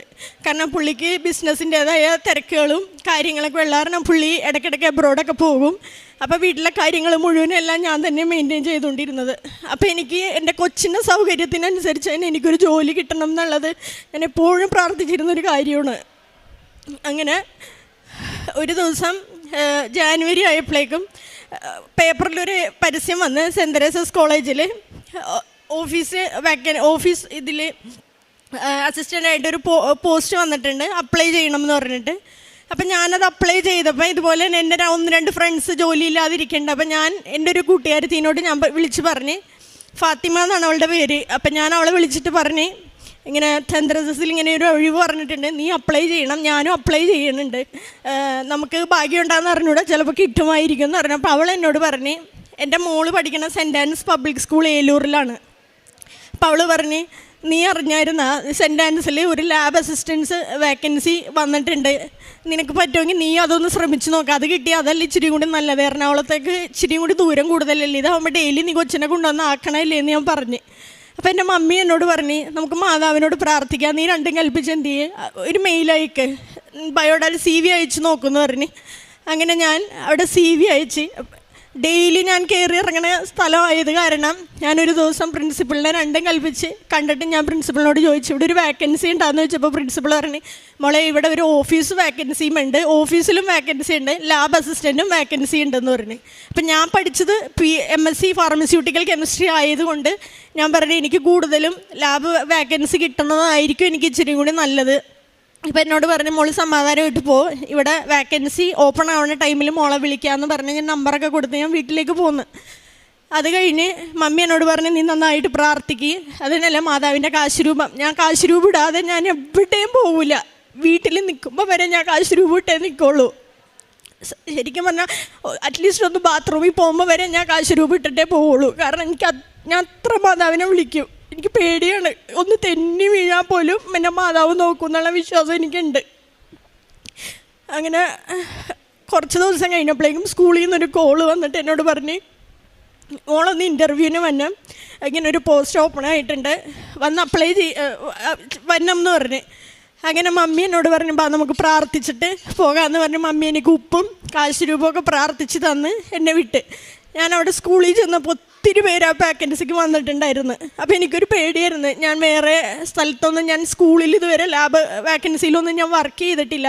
അപ്പോൾ എൻ്റെ ഹസ്ബൻഡാണെങ്കിൽ ഇങ്ങനെ വേക്കൻസിക്ക് അപ്ലൈ ചെയ്യണ്ടെന്ന് പറഞ്ഞപ്പോൾ പുള്ളി എന്നോട് പറഞ്ഞു, റെക്കമെൻഡേഷനൊന്നും ഇല്ലാതെ ഇപ്പോഴത്തെ കാലത്ത് കിട്ടില്ല, ജോലിക്ക് ഇത്രയും നാൾ പോയവർക്ക് തന്നെ റെക്കമെൻഡേഷൻ ഇല്ലാതെ ജോലി കിട്ടണില്ല, പിന്നെ നീ ഇപ്പോൾ പോയി കഴിഞ്ഞാൽ നിനക്ക് കിട്ടുമോ, റെക്കമെൻഡേഷൻ ഞാൻ വേണമെങ്കിൽ എൻ്റെ സാറിനോട് പറയാമെന്ന് പറഞ്ഞു. അപ്പം ഞാൻ അപ്പോഴത്തെ ഇതിൽ ഞാൻ പറഞ്ഞു, എനിക്ക് ആരുടെ റെക്കമെൻഡേഷൻ വേണ്ട, എനിക്ക് മാതാവായിട്ട് എനിക്ക് ജോലി തരുമെന്നുണ്ടെങ്കിൽ ഞാൻ പോവുള്ളൂ. അപ്പം ഞാൻ ഇടയ്ക്ക് ഞാൻ 1-2-3 വർഷമായിട്ട് ഞാൻ ട്യൂഷൻ എടുക്കുന്നുണ്ട്. അപ്പം ഞാൻ പറഞ്ഞില്ലെങ്കിൽ വേണ്ട, ഞാൻ ട്യൂഷൻ എടുത്ത് ഞാൻ പിള്ളേരെ പഠിപ്പിച്ചായാലും കുഴപ്പമില്ല, എൻ്റെ കൊച്ചിൻ്റെ സൗകര്യത്തിനനുസരിച്ചുള്ളൊരു ജോലിയും കൂടി കിട്ടാതെ ഞാൻ എന്തായാലും ഇവിടെ പോണ കാര്യമില്ല, കാരണം അവളുടെ സുരക്ഷയും കൂടി എൻ്റെ അടുത്താണ്. അപ്പം അത് കാരണം ഞാൻ എന്തായാലും ഇവളുടെ സ്കൂളിൽ തന്നെ ജോലി കിട്ടിയാലേ ഞാൻ എന്തായാലും പോവുള്ളൂ എന്ന് ഞാൻ പറഞ്ഞിട്ടുണ്ടായിരുന്നു. അപ്പോൾ പുള്ളി പറഞ്ഞ്, നിൻ്റെ അങ്ങനെ വിശ്വാസം അതാണെങ്കിൽ അങ്ങനെ തന്നെ പോട്ടെ എന്ന് പറഞ്ഞ് പുള്ളി പിന്നെ അതിനെപ്പറ്റി ഒന്നും ചോദിച്ചില്ല. അങ്ങനെ ഞാൻ ഇൻ്റർവ്യൂവിന് ചെന്ന് അവിടെ ചെന്ന് ഞാൻ ഉപ്പിട്ട് പ്രാർത്ഥിച്ച് വിശ്വാസ പ്രമാണം ചൊല്ലിയാണ് ഞാൻ ഓഫീസിൽ കയറിയത്. അവിടെ ചെന്ന് പ്രിൻസിപ്പളായിട്ട് കാര്യങ്ങളൊക്കെ സംസാരിച്ച്, അപ്പോൾ പ്രിൻസിപ്പൾ എന്നോട് ചോദിച്ചാൽ എന്താണ് മോളുടെ സാലറി എക്സ്പെക്റ്റേഷൻ എന്ന് ചോദിച്ചാൽ, അമ്മ എനിക്കൊരു എക്സ്പെക്റ്റേഷനും ഇല്ല, എനിക്ക് ഏറ്റവും വലുതെന്ന് പറഞ്ഞാൽ എൻ്റെ മോളുടെ സൗകര്യത്തിനനുസരിച്ച് എനിക്കൊരു സ്ഥലത്ത് ജോലിക്ക് വരണം. ക്രിസ്ത്യൻ സ്ഥാപനമായി കഴിഞ്ഞാൽ എനിക്ക് അത്രയും സൗകര്യം, കാരണം ക്രിസ്ത്യൻ സ്ഥാപനത്തിൽ ജോലി ചെയ്യുമ്പോൾ എന്ന് പറഞ്ഞാൽ മാസാദി വെള്ളിയാഴ്ചകളിൽ കുർബാന ഉണ്ടാവും, നമ്മുടെ കുമ്പസാരം അതെല്ലാം പ്രോപ്പറായിട്ട് നടക്കും. അപ്പോൾ ഇതെല്ലാം പ്രോപ്പറായിട്ട് നടക്കണമെങ്കിൽ എന്തായാലും ഒരു ക്രിസ്ത്യൻ സ്ഥാപനത്തിൽ കിട്ടുന്നത് അതിൽ വേറൊരു നല്ല കാര്യമില്ല എന്ന് എൻ്റെ മനസ്സിലുണ്ടായിരുന്നു. അപ്പോൾ ഇതെല്ലാം കാര്യങ്ങൾ പറഞ്ഞപ്പോൾ പ്രിൻസിപ്പൾ പറഞ്ഞ്, ശരി മോള് പൊക്കോ, വിളിക്കാം, എന്താണെന്ന് ഞങ്ങൾ ഫൈനലൈസ് ചെയ്തിട്ട് വിളിക്കാട്ടാന്ന് പറഞ്ഞ്. ഈ ഇൻ്റർവ്യൂ കഴിഞ്ഞ് ഞാൻ വീട്ടിൽ ചെന്നപ്പോഴേക്കും സെൻട്രൽ സെസ്സിന്ന് എനിക്ക് ആപ്ലിക്കേഷൻ ലെറ്റർ വന്നേക്കണേണ്.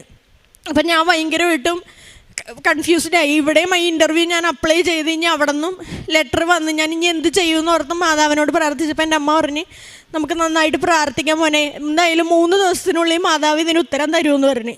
അത് കഴിഞ്ഞ് 3 ദിവസം, കറക്റ്റ് 3 ദിവസം കഴിഞ്ഞ് ഞാൻ മോളെ വിളിക്കാനായിട്ട് സ്കൂളിൽ ചെന്ന് നിൽക്കുമ്പോൾ പ്രിൻസിപ്പൾ എന്നെ ഫോണിൽ വിളിച്ചിട്ട് പറയണേ, മോള് കൊച്ചിനെ വിളിക്കാനായിട്ട് ഇവിടെ വന്നിട്ടുണ്ടാന്ന് ചോദിച്ചു. അപ്പം ഞാൻ പറഞ്ഞു, ഞാൻ വന്നിട്ടുണ്ട്, മോളെ ഞങ്ങൾ ലാബ് അസിസ്റ്റൻറ്റ് പോസ്റ്റിലേക്ക് അപ്പോയിൻറ്റ് ചെയ്യണേട്ടാന്ന് പറഞ്ഞ്. ഈ മാർച്ച് തുടങ്ങി മോള് ട്രെയിനിങ്ങിനായിട്ട് വന്നു, ബാക്കിയൊക്കെ നമുക്ക് അപ്പം നോക്കാം, മോള് ധൈര്യമായിട്ട് പോരിട്ടാന്ന് പറഞ്ഞ് എന്നെ വിളിച്ച്. അങ്ങനെ എന്നെ അവിടുത്തെ ലാബ് അസിസ്റ്റൻ്റായിട്ട് അപ്പോയിൻ്റ് ചെയ്ത് ഇപ്പം ഞാൻ 3 മാസമായിട്ട് അവിടെ വർക്ക് ചെയ്യണേണ്. ഇപ്പം എനിക്ക് ഡെയിലി എൻ്റെ മോളുടെ ഒപ്പം പോയി വന്ന് എല്ലാ സൗകര്യത്തിനനുസരിച്ച് എനിക്ക് മാതാവ് എനിക്ക് ഒരുക്കി തന്ന്. ഞങ്ങൾ കാലത്ത് വീട്ടിൽ നിന്ന് ഇറങ്ങുമ്പോഴേ പ്രത്യക്ഷീകരണ പ്രാർത്ഥന ചൊല്ലിയാണ് ഞാനും എൻ്റെ കൊച്ചും വണ്ടി കയറണത് തന്നെ. കറക്റ്റ് വിശ്വാസ പ്രമാണം 7 സ്വർഗസ്നായ ചൊല്ലി തീരുമ്പോൾ ഞങ്ങൾ സ്കൂളിലെത്തും. തിരിച്ചും അങ്ങനെ തന്നെ. ഇത്രയും വലിയ അനുഗ്രഹം എനിക്ക് മാതാവ് തന്നതിന് ഒത്തിരി നന്ദി. ഇന്നിപ്പം ഞാൻ ഓൺലൈൻ ഉടമ്പടി മാറ്റി ഞാൻ നേരിട്ട് തീർത്ഥാടന ഉടമ്പടി എടുത്തേക്കണേണ്. എനിക്ക് മാതാവ് ഇനിയും ഒരുപാട് അനുഗ്രഹങ്ങൾ തന്ന് ഇനിയും സാക്ഷ്യം പറയാനുള്ള അവസരം തരട്ടെ എന്ന് മാതാവിനോട്. എന്നെ ഇതിനു വേണ്ടി ഒരുക്കി എൻ്റെ മാതാവിന് 1000 കോടി നന്ദി ഞാൻ അറിയിക്കുന്നു. എൻ്റെ പേര് രമ്യ, ഇതെൻ്റെ ഹസ്ബൻഡ് സതീഷ് കുമാർ. ഞങ്ങളുടെ വീട് ഹരിപ്പാടാണ്. ഞങ്ങൾ UK സെറ്റിൽഡാണ്. ഞാൻ ആദ്യമായിട്ട് ഉടമ്പടി എടുത്തത് 2022 7-ാം മാസമാണ്. അതിനുശേഷം 23 ജനുവരിയിൽ ഞങ്ങൾ UK പോയി. അന്നു മുതൽ ഞങ്ങൾ മാതാവിൻ്റെ പൂർണ്ണമായിട്ടുള്ള കരുതലിലാണ് ഞങ്ങൾ ജീവിച്ചു വന്നിരുന്നത്. ഇത് കഴിഞ്ഞ മാർച്ചിൽ ഞാൻ വന്നൊരു സാക്ഷ്യം പറഞ്ഞായിരുന്നു. അതിനുശേഷം ഇതിപ്പോൾ അർജൻറ്റായിട്ട് ഞങ്ങൾ എമർജൻസിക്ക് നാട്ടിൽ വന്നതാണ്. കഴിഞ്ഞ മാസം ജൂലൈ 7-ാം തീയതി എൻ്റെ ഹസ്ബൻഡിന് UK വെച്ച് ഭയങ്കര ഒരു കാർഡിയാക് അറസ്റ്റ് ഉണ്ടായി. ഞാനന്ന് ഡ്യൂട്ടിയിലായിരുന്നു, എനിക്ക് നൈറ്റ് ഷിഫ്റ്റ് ആയിരുന്നു. അപ്പം എൻ്റെ ഹസ്ബൻഡ് എന്നെ വൈകുന്നേരം വിളിച്ചിട്ട് പറഞ്ഞു, ഇതേപോലെ എനിക്ക് നെഞ്ചുവേദന എടുക്കുന്നുണ്ട്, നെഞ്ചുവേദന വന്നിട്ട് താടിയലിലേക്ക് ആ വേദന ഇങ്ങനെ വരുന്നുണ്ട്, വന്നും പോയി നിൽക്കുകയാണ്. അപ്പം ഹസ്ബൻഡിന് BP ഉള്ളതാണ്, പക്ഷേ വേറെ കുഴപ്പങ്ങളൊന്നും ഇല്ലാത്ത മനുഷ്യനാണ്. അപ്പം പെട്ടെന്ന് ഇപ്പോൾ ഇങ്ങനെ വേദന വന്നപ്പോൾ ഞാൻ പറഞ്ഞു അങ്ങനെയാണെങ്കിൽ ഹോസ്പിറ്റലിലേക്ക് പോരേന്ന് പറഞ്ഞു. പക്ഷേ അവിടെ ഹോസ്പിറ്റലിൽ വന്നു കഴിഞ്ഞാലും ഒരു 10-14 മണിക്കൂറോളം എടുക്കും ഒരു ഡോക്ടറിനെ കണ്ട് കാഷ്വാലിറ്റിയിലൊന്ന് കാണണമെങ്കിൽ. അപ്പം ഹസ്ബൻഡ് നേരത്തെ അങ്ങനെ വന്നിരുന്നത് കൊണ്ട് വരാൻ താല്പര്യമില്ലായിരുന്നു. അപ്പോൾ ഹസ്ബൻഡ് എന്നോട് പറഞ്ഞു കുഴപ്പമില്ല, ഞാൻ പ്രാർത്ഥിച്ചിട്ടുണ്ട്, ഞങ്ങൾ പ്രാർത്ഥിക്കുന്നുണ്ട് ഇവിടെ ഇരുന്ന്, കുഴപ്പമൊന്നുമില്ല. ഞാൻ പറഞ്ഞു എന്തെങ്കിലും ബുദ്ധിമുട്ടുണ്ടെങ്കിൽ വരണമെന്ന് പറഞ്ഞു. അതിനുശേഷം ഹസ്ബൻഡ് തൈലം, നമ്മുടെ ഉടമ്പടി തൈലം നെഞ്ചിൽ തൊട്ട് കുരിശ് വരച്ച് വിശ്വാസപ്രമാണം ചൊല്ലി പ്രാർത്ഥിച്ചു. വേദന ഇങ്ങനെ വന്നും പോയി ഇരുന്നു. അപ്പോൾ മക്കൾ കാലും കൈയൊക്കെ തടയി കൊടുത്തു, അവരെല്ലാവരും കിടന്നുറങ്ങി. ഒരു 3 മണി രാത്രിയായപ്പോൾ ഹസ്ബൻഡ് ഭയങ്കര കലശലായിട്ടുള്ള നെഞ്ചുവേദന വന്നു. അപ്പം ആരും അടുത്തില്ല. അപ്പം പെട്ടെന്ന് ഹസ്ബൻഡ് കട്ടിലേന്ന് നിന്ന് എണീറ്റപ്പോൾ ഹസ്ബൻഡ് നെഞ്ചൊക്കെ ഇങ്ങനെ അങ്ങ് നെഞ്ചിൽ നിന്നുള്ള വേദന കയ്യിലേക്കും താടിയിലേക്കും വന്നു. ഹസ്ബൻഡ് ശരീരം വല്ലാതെ വന്നപ്പോൾ ഹസ്ബൻഡ് പെട്ടെന്ന് വന്നു മാതാവിൻ്റെ രൂപത്തിൻ്റെ മുമ്പിൽ വന്ന് തൈലമെടുത്ത് നെഞ്ചിൽ കുരിശ് വരച്ച് വിശ്വാസപ്രമാണം ചൊല്ലി പ്രാർത്ഥിച്ചു. എന്നിട്ട് മാതാവിൻ്റെ മുമ്പിലെ സോഫയിൽ കിടന്നു. എന്നിട്ട് മാതാവിനോട് പറഞ്ഞു കാത്തോളനെ മാതാവേ എന്ന് പറഞ്ഞിട്ട് ആ സോഫയിൽ കിടന്നു. പിറ്റേന്ന് അപ്പം രാത്രിയിലൊന്നും എന്നെ വിളിച്ചില്ല, ഞാൻ തിരക്കുമായിരുന്നുകൊണ്ട് ഞാൻ തിരിച്ചും വിളിച്ചില്ല. ഞാൻ വിചാരിച്ച് ഉറങ്ങുമായിരിക്കും, വിളിക്കേണ്ടെന്ന് കരുതി. പിറ്റേന്ന് രാവിലെ ഞാൻ വന്നപ്പോൾ എന്നോട് പറഞ്ഞു എനിക്ക് ഇന്നലെ രാത്രി ഭയങ്കര നെഞ്ചുവേദന വന്നു, പക്ഷേ ഞാൻ തൈലം എടുത്ത് നെഞ്ചിൽ തൊട്ട് പ്രാർത്ഥിച്ചു. അത് കഴിഞ്ഞ് മാതാവ് എന്നെ കാത്തു. പക്ഷേ എനിക്ക് വേദന വരുന്നുണ്ട്, ഇടയ്ക്ക് വന്നും പോയി നിൽക്കുന്നുണ്ട്, പക്ഷേ കുഴപ്പമില്ലെന്ന് പറഞ്ഞു. അപ്പോൾ ഞാൻ പറഞ്ഞെങ്കിൽ രാവിലെ നമുക്ക് പോകാം ഹോസ്പിറ്റലിൽ. അപ്പോൾ എൻ്റെ 3ാമത്തെ നൈറ്റാണ്. അപ്പോൾ ഞാൻ ഭയങ്കര ക്ഷീണിച്ചാണ് വന്നത്. അപ്പോൾ ഹസ്ബൻഡ് എന്നോട് പറഞ്ഞു വേണ്ട, നൈറ്റ് കഴിഞ്ഞ് വന്നതല്ലേ, നീ പോയി കിടന്ന് ഉറങ്ങിക്കോ, എന്തെങ്കിലും ഉണ്ടെങ്കിൽ വിളിക്കാമെന്ന് പറഞ്ഞു. അപ്പോൾ മക്കളും സ്കൂളിൽ പോയി, ഹസ്ബൻഡ് മാത്രമേ ഉള്ളൂ വീട്ടിൽ, ഞാൻ കിടന്നുറങ്ങുവാണ്. അത് കഴിഞ്ഞ് വൈകുന്നേരം 4 മണിയായപ്പോൾ മക്കൾ സ്കൂളിൽ നിന്ന് വന്ന്. അപ്പം ഞങ്ങൾ ഒരു സെമി ഡിറ്റാച്ച്ഡ് ഹൗസാണ്. അപ്പം 3ാമത്തെ ഫ്ലോറിലാണ് താമസിക്കുന്നത്, ലിഫ്റ്റൊന്നുമില്ല, 3 നിലയുള്ള വീടാണ്. അപ്പം മെയിൻ ഡോറ് തുറക്കാൻ വേണ്ടി മക്കൾ വന്ന് കോൾ ബെല്ലടിച്ചു. അപ്പം ഞാൻ അറിയുന്നില്ല, ഉറങ്ങുവാണ്. അപ്പോൾ ഹസ്ബൻഡ് ചാവി എടുത്ത് താഴേക്ക് പോയി. അപ്പോൾ സ്റ്റെപ്പ് ഇറങ്ങി താഴേക്ക് വന്നപ്പോൾ ഹസ്ബൻഡ് ശരീരം കുഴഞ്ഞു വരുന്നു. അപ്പോൾ ഹസ്ബൻഡ് പറയുന്നത് ഇങ്ങനെ ശരീരത്തു നിന്ന് കാറ്റൊക്കെ ഇങ്ങനെ ഇറങ്ങിപ്പോയിട്ടങ്ങ് കാറ്റോ എന്തൊക്കെയോ അങ്ങ് ശരീരത്തിൽ നിന്ന് പോയിട്ട് കുഴഞ്ഞങ്ങ് സ്റ്റെപ്പയിലോട്ട് വീഴുക ഹസ്ബൻഡ്. അപ്പോൾ ഹസ്ബൻഡ് സ്റ്റെപ്പയിൽ അവിടെ ഇരുന്നിട്ട് നെഞ്ചിൽ കൈവച്ച് പ്രാർത്ഥിച്ചു, മാതാവേ കാത്തോളണേ എന്ന് പറഞ്ഞ് പ്രാർത്ഥിച്ച് വിശ്വാസപ്രമാണം ചൊല്ലി അവിടെ കുറച്ച് നേരം ഇരുന്നപ്പം മക്കൾ ഡോറിന് പുറത്താണ്, ഞാൻ റൂമിൽ കിടന്ന് ഉറങ്ങുകയാണ്. ആ ബിൽഡിങ്ങിൽ വേറെ ആരുമില്ല, എല്ലാവരും ജോലിക്ക് പോയേക്കുവാണ്. ഹസ്ബൻഡ് ഒറ്റയ്ക്ക് ആ സ്റ്റെപ്പിലിരിക്കുക. അവിടെ ഇരുന്ന് പ്രാർത്ഥിച്ചു. അത് കഴിഞ്ഞ് ഇച്ചിരി കഴിഞ്ഞപ്പോൾ ഹസ്ബൻഡ് എണീറ്റു പോയി ഡോറ് തുറന്നു കൊടുത്തു. അപ്പോൾ മക്കൾ അറിയുന്നില്ല ഹസ്ബൻഡിന് ബുദ്ധിമുട്ടുള്ള കാര്യം, അവർ ഓടിക്കയറി പോരുന്നു. ഹസ്ബൻഡ് ആ സ്റ്റെപ്പിൽ കുറച്ച് നേരം കൂടി ഇരുന്ന് എന്നിട്ട് പതിയെ ഹസ്ബൻഡ് പറഞ്ഞു ഹസ്ബൻഡ് അറിയില്ല എങ്ങനെയാണെന്ന്. ഹസ്ബൻഡിനെ ആരോ താങ്ങി ഹസ്ബൻഡ് വീണ്ടും തിരിച്ച് ആ സ്റ്റെപ്പ് ആ 3 നില വീണ്ടും കയറി മേളി വന്നു. അപ്പം ശരിക്കും പറഞ്ഞു കഴിഞ്ഞാൽ അവിടെയൊക്കെ എൻ്റെ മാതാവ് ഇങ്ങനെ താങ്ങി പിടിച്ചേക്കുന്ന പോലെയാണ് ഹസ്ബൻഡ് ഫീൽ ചെയ്തത്. തിരിച്ച് മേളിൽ വന്നു, ഞാൻ ഉറങ്ങുമായിരുന്നു. എന്നെ വിളിച്ചിട്ട് പറഞ്ഞു ഇതേപോലെ എനിക്ക് ശരീരം കുഴഞ്ഞു വന്നു, എനിക്കിതേപോലെ വയ്യാതായി, പക്ഷേ എനിക്കറിയില്ല, എന്നെ മാതാവ് ഇങ്ങനെ താങ്ങി പിടിച്ചു. ഞാൻ ചോദിച്ചു എങ്ങനെ തിരിച്ച് മേള് 3 നില കയറി വന്നെന്ന് ചോദിച്ചു. അന്നേരം പറഞ്ഞു എനിക്കറിയില്ല, എന്നെ താങ്ങി പിടിച്ച് ഞാൻ മേളിലെത്തിയെന്ന് പറഞ്ഞു. അപ്പം ഞാൻ പറഞ്ഞു ഹോസ്പിറ്റലിൽ പോകാം. അപ്പോൾ ഹസ്ബൻഡിന് അവിടുത്തെ ഹോസ്പിറ്റലിൽ പോകാൻ ഒട്ടും ഇഷ്ടമില്ല. അവിടെ വെയിറ്റിംഗ് എന്ന് പറഞ്ഞു കഴിഞ്ഞാൽ നമുക്ക് എത്ര വയ്യെങ്കിലും വെയിറ്റിംഗ് ഭയങ്കര ബുദ്ധിമുട്ടാണ്. അപ്പോൾ ഹസ്ബൻഡ് പറഞ്ഞില്ല നമുക്ക് രാത്രി പോകാം. അപ്പം മാതാവിനറിയാം എത്രയും പെട്ടെന്ന് ഹോസ്പിറ്റലിൽ എത്തിക്കണമെന്ന്. പെട്ടെന്ന് ഒരു ഫ്രണ്ട് വിളിച്ചപ്പം പറഞ്ഞു ഇതേപോലെ നെഞ്ചുവേദനയാണ്, ഹോസ്പിറ്റലിൽ പോയിരിക്കാൻ പറഞ്ഞു, പെട്ടെന്ന് റെഡി ആയിക്കോ, ഞാൻ വന്ന് കൊണ്ടുപോകാമെന്ന് പറഞ്ഞു. പുള്ളി വന്നു, പെട്ടെന്ന് കാറിൽ കയറ്റി ഹോസ്പിറ്റലിൽ കൊണ്ടുപോയി. അവിടെ ചെന്ന് കഴിഞ്ഞപ്പം ആദ്യത്തെ ECG. അപ്പം നെഞ്ചുവേന ചെന്നപ്പോഴും നെഞ്ചുവേന വന്നും പോയി ഇങ്ങനെ ഇരിക്കുകയാണ്. അപ്പോൾ ആദ്യത്തെ ECG എടുത്തു, ബ്ലഡ് എടുത്തപ്പോഴത്തേക്ക് അതിനകത്ത് ട്രോപ്പോണിനൊക്കെ നമുക്ക് ബിലോ 100 വരേണ്ടടുത്ത് പുള്ളിക്ക് അന്നേരം 250 കാണിക്കുന്നത്. പിന്നെ ECGക്കകത്തും വേരിയേഷൻ കാണിക്കുന്നു. അപ്പോൾ ഡോക്ടർ പറഞ്ഞു ഇത് അറ്റാക്കിൻ്റെ സിംറ്റംസ് ആണല്ലോ കാണിക്കുന്നത്, എല്ലാ അരമണിക്കൂർ കൂടുമ്പോഴും ചെക്ക് ചെയ്യണമെന്ന് പറഞ്ഞു. അങ്ങനെ ഞങ്ങൾ പെട്ടെന്ന് റീസസിലേക്ക് മാറ്റി ബ്ലഡ് ചെക്ക് ചെയ്യുന്തോറും ഇതിങ്ങനെ കൂടി വരികയാണ്. അപ്പം ഹസ്ബൻഡ് ബാക്കി ടെസ്റ്റ് എല്ലാം ഡോക്ടർ നോക്കിയിട്ട് എന്നോട് വന്നിട്ട് പറഞ്ഞു, പുള്ളിക്ക് ശരിക്കും പറഞ്ഞാൽ ഇന്നലെ വലിയൊരു മാസീവായിട്ടുള്ള കാർഡിയാക് അറസ്റ്റ് സംഭവിച്ചു കഴിഞ്ഞു, അത്രയും വലിയൊരു അറ്റാക്ക് കഴിഞ്ഞു. പിന്നെ പിറ്റേന്ന് ഇന്നത്തെ ദിവസം ഹസ്ബൻഡ് കുഴഞ്ഞു വീണു. പക്ഷേ ഭയങ്കര അത്ഭുതം എന്ന് പറയുന്നത് ഇത്രയും വലിയൊരു അറ്റാക്ക് സംഭവിച്ചു, ഇത്രയും ശരീരം കുഴഞ്ഞ് വീഴുകയും ചെയ്ത മനുഷ്യന് ഒരു കുഴപ്പമില്ലാണ്ട് ഇരിപ്പുണ്ട് ഇപ്പോഴും എന്ന് പറഞ്ഞു. അപ്പോൾ ഡോക്ടർ പറഞ്ഞു അഡ്മിറ്റ് ചെയ്യാം, ആൻജിയോഗ്രാം ചെയ്യണമെന്ന് പറഞ്ഞു, ആൻജിയോഗ്രാം ചെയ്ത് നോക്കാം എന്ന് പറഞ്ഞു. അന്നേരം ഹസ്ബൻഡിന് ആൻജിയോഗ്രാം ചെയ്യാൻ ഇഷ്ടമല്ല. ഹസ്ബൻഡ് പറഞ്ഞു എനിക്ക് വേണ്ട, വീട്ടിൽ പോയാൽ മതിയെന്ന് പറഞ്ഞു. അപ്പം പുള്ളി പറയുന്നത് എന്നെ മാതാവ് കാത്തോളൂ, എനിക്കൊരു കുഴപ്പമില്ല, എനിക്ക് വീട്ടിൽ പോയാൽ മതി, എനിക്ക് ഇവിടെ അങ്ങ് നിൽക്കണ്ട. അപ്പോൾ പെട്ടെന്ന് തന്നെ അവർ അഡ്മിറ്റാക്കി. അത് കഴിഞ്ഞിട്ട് ബ്ലഡ് നോക്കുമ്പം വന്നപ്പോൾ ഈ 250 കിടന്ന ബ്ലഡ് കൂടി 750 എത്തി. അപ്പോൾ ഡോക്ടർ പറഞ്ഞു ഒരു മാസീവ് അറ്റാക്ക് ഉണ്ടായി, നെക്സ്റ്റ് അറ്റാക്കിൻ്റെ വിൻഡോ പീരീഡാണിത്, അടുത്ത അറ്റാക്ക് വരുന്നതിന് മുമ്പ് നമ്മൾ എന്തെങ്കിലും ചെയ്തില്ലെങ്കിൽ നെക്സ്റ്റ് അറ്റാക്കിൽ പുള്ളി മരിച്ചു പോകുമെന്ന് പറഞ്ഞു. എത്രയും പെട്ടെന്ന് നിങ്ങൾ ആൻജിയോഗ്രാം ചെയ്യണം എന്ന് പറഞ്ഞു. അപ്പോൾ പെട്ടെന്ന് തന്നെ പുള്ളിയെ ആൻജിയോഗ്രാമിനെടുത്തപ്പോഴും ഞാനപ്പം എൻ്റെ കയ്യിൽ തൈലം ഉണ്ടായിരുന്നു, തൈലം വെച്ച് കുരിശ് വരച്ച് പ്രാർത്ഥിച്ചിട്ടാണ് ആൻജിയോഗ്രാമിൻ്റെ കാത്ത് ലാബിലേക്ക് വിടുന്നത്.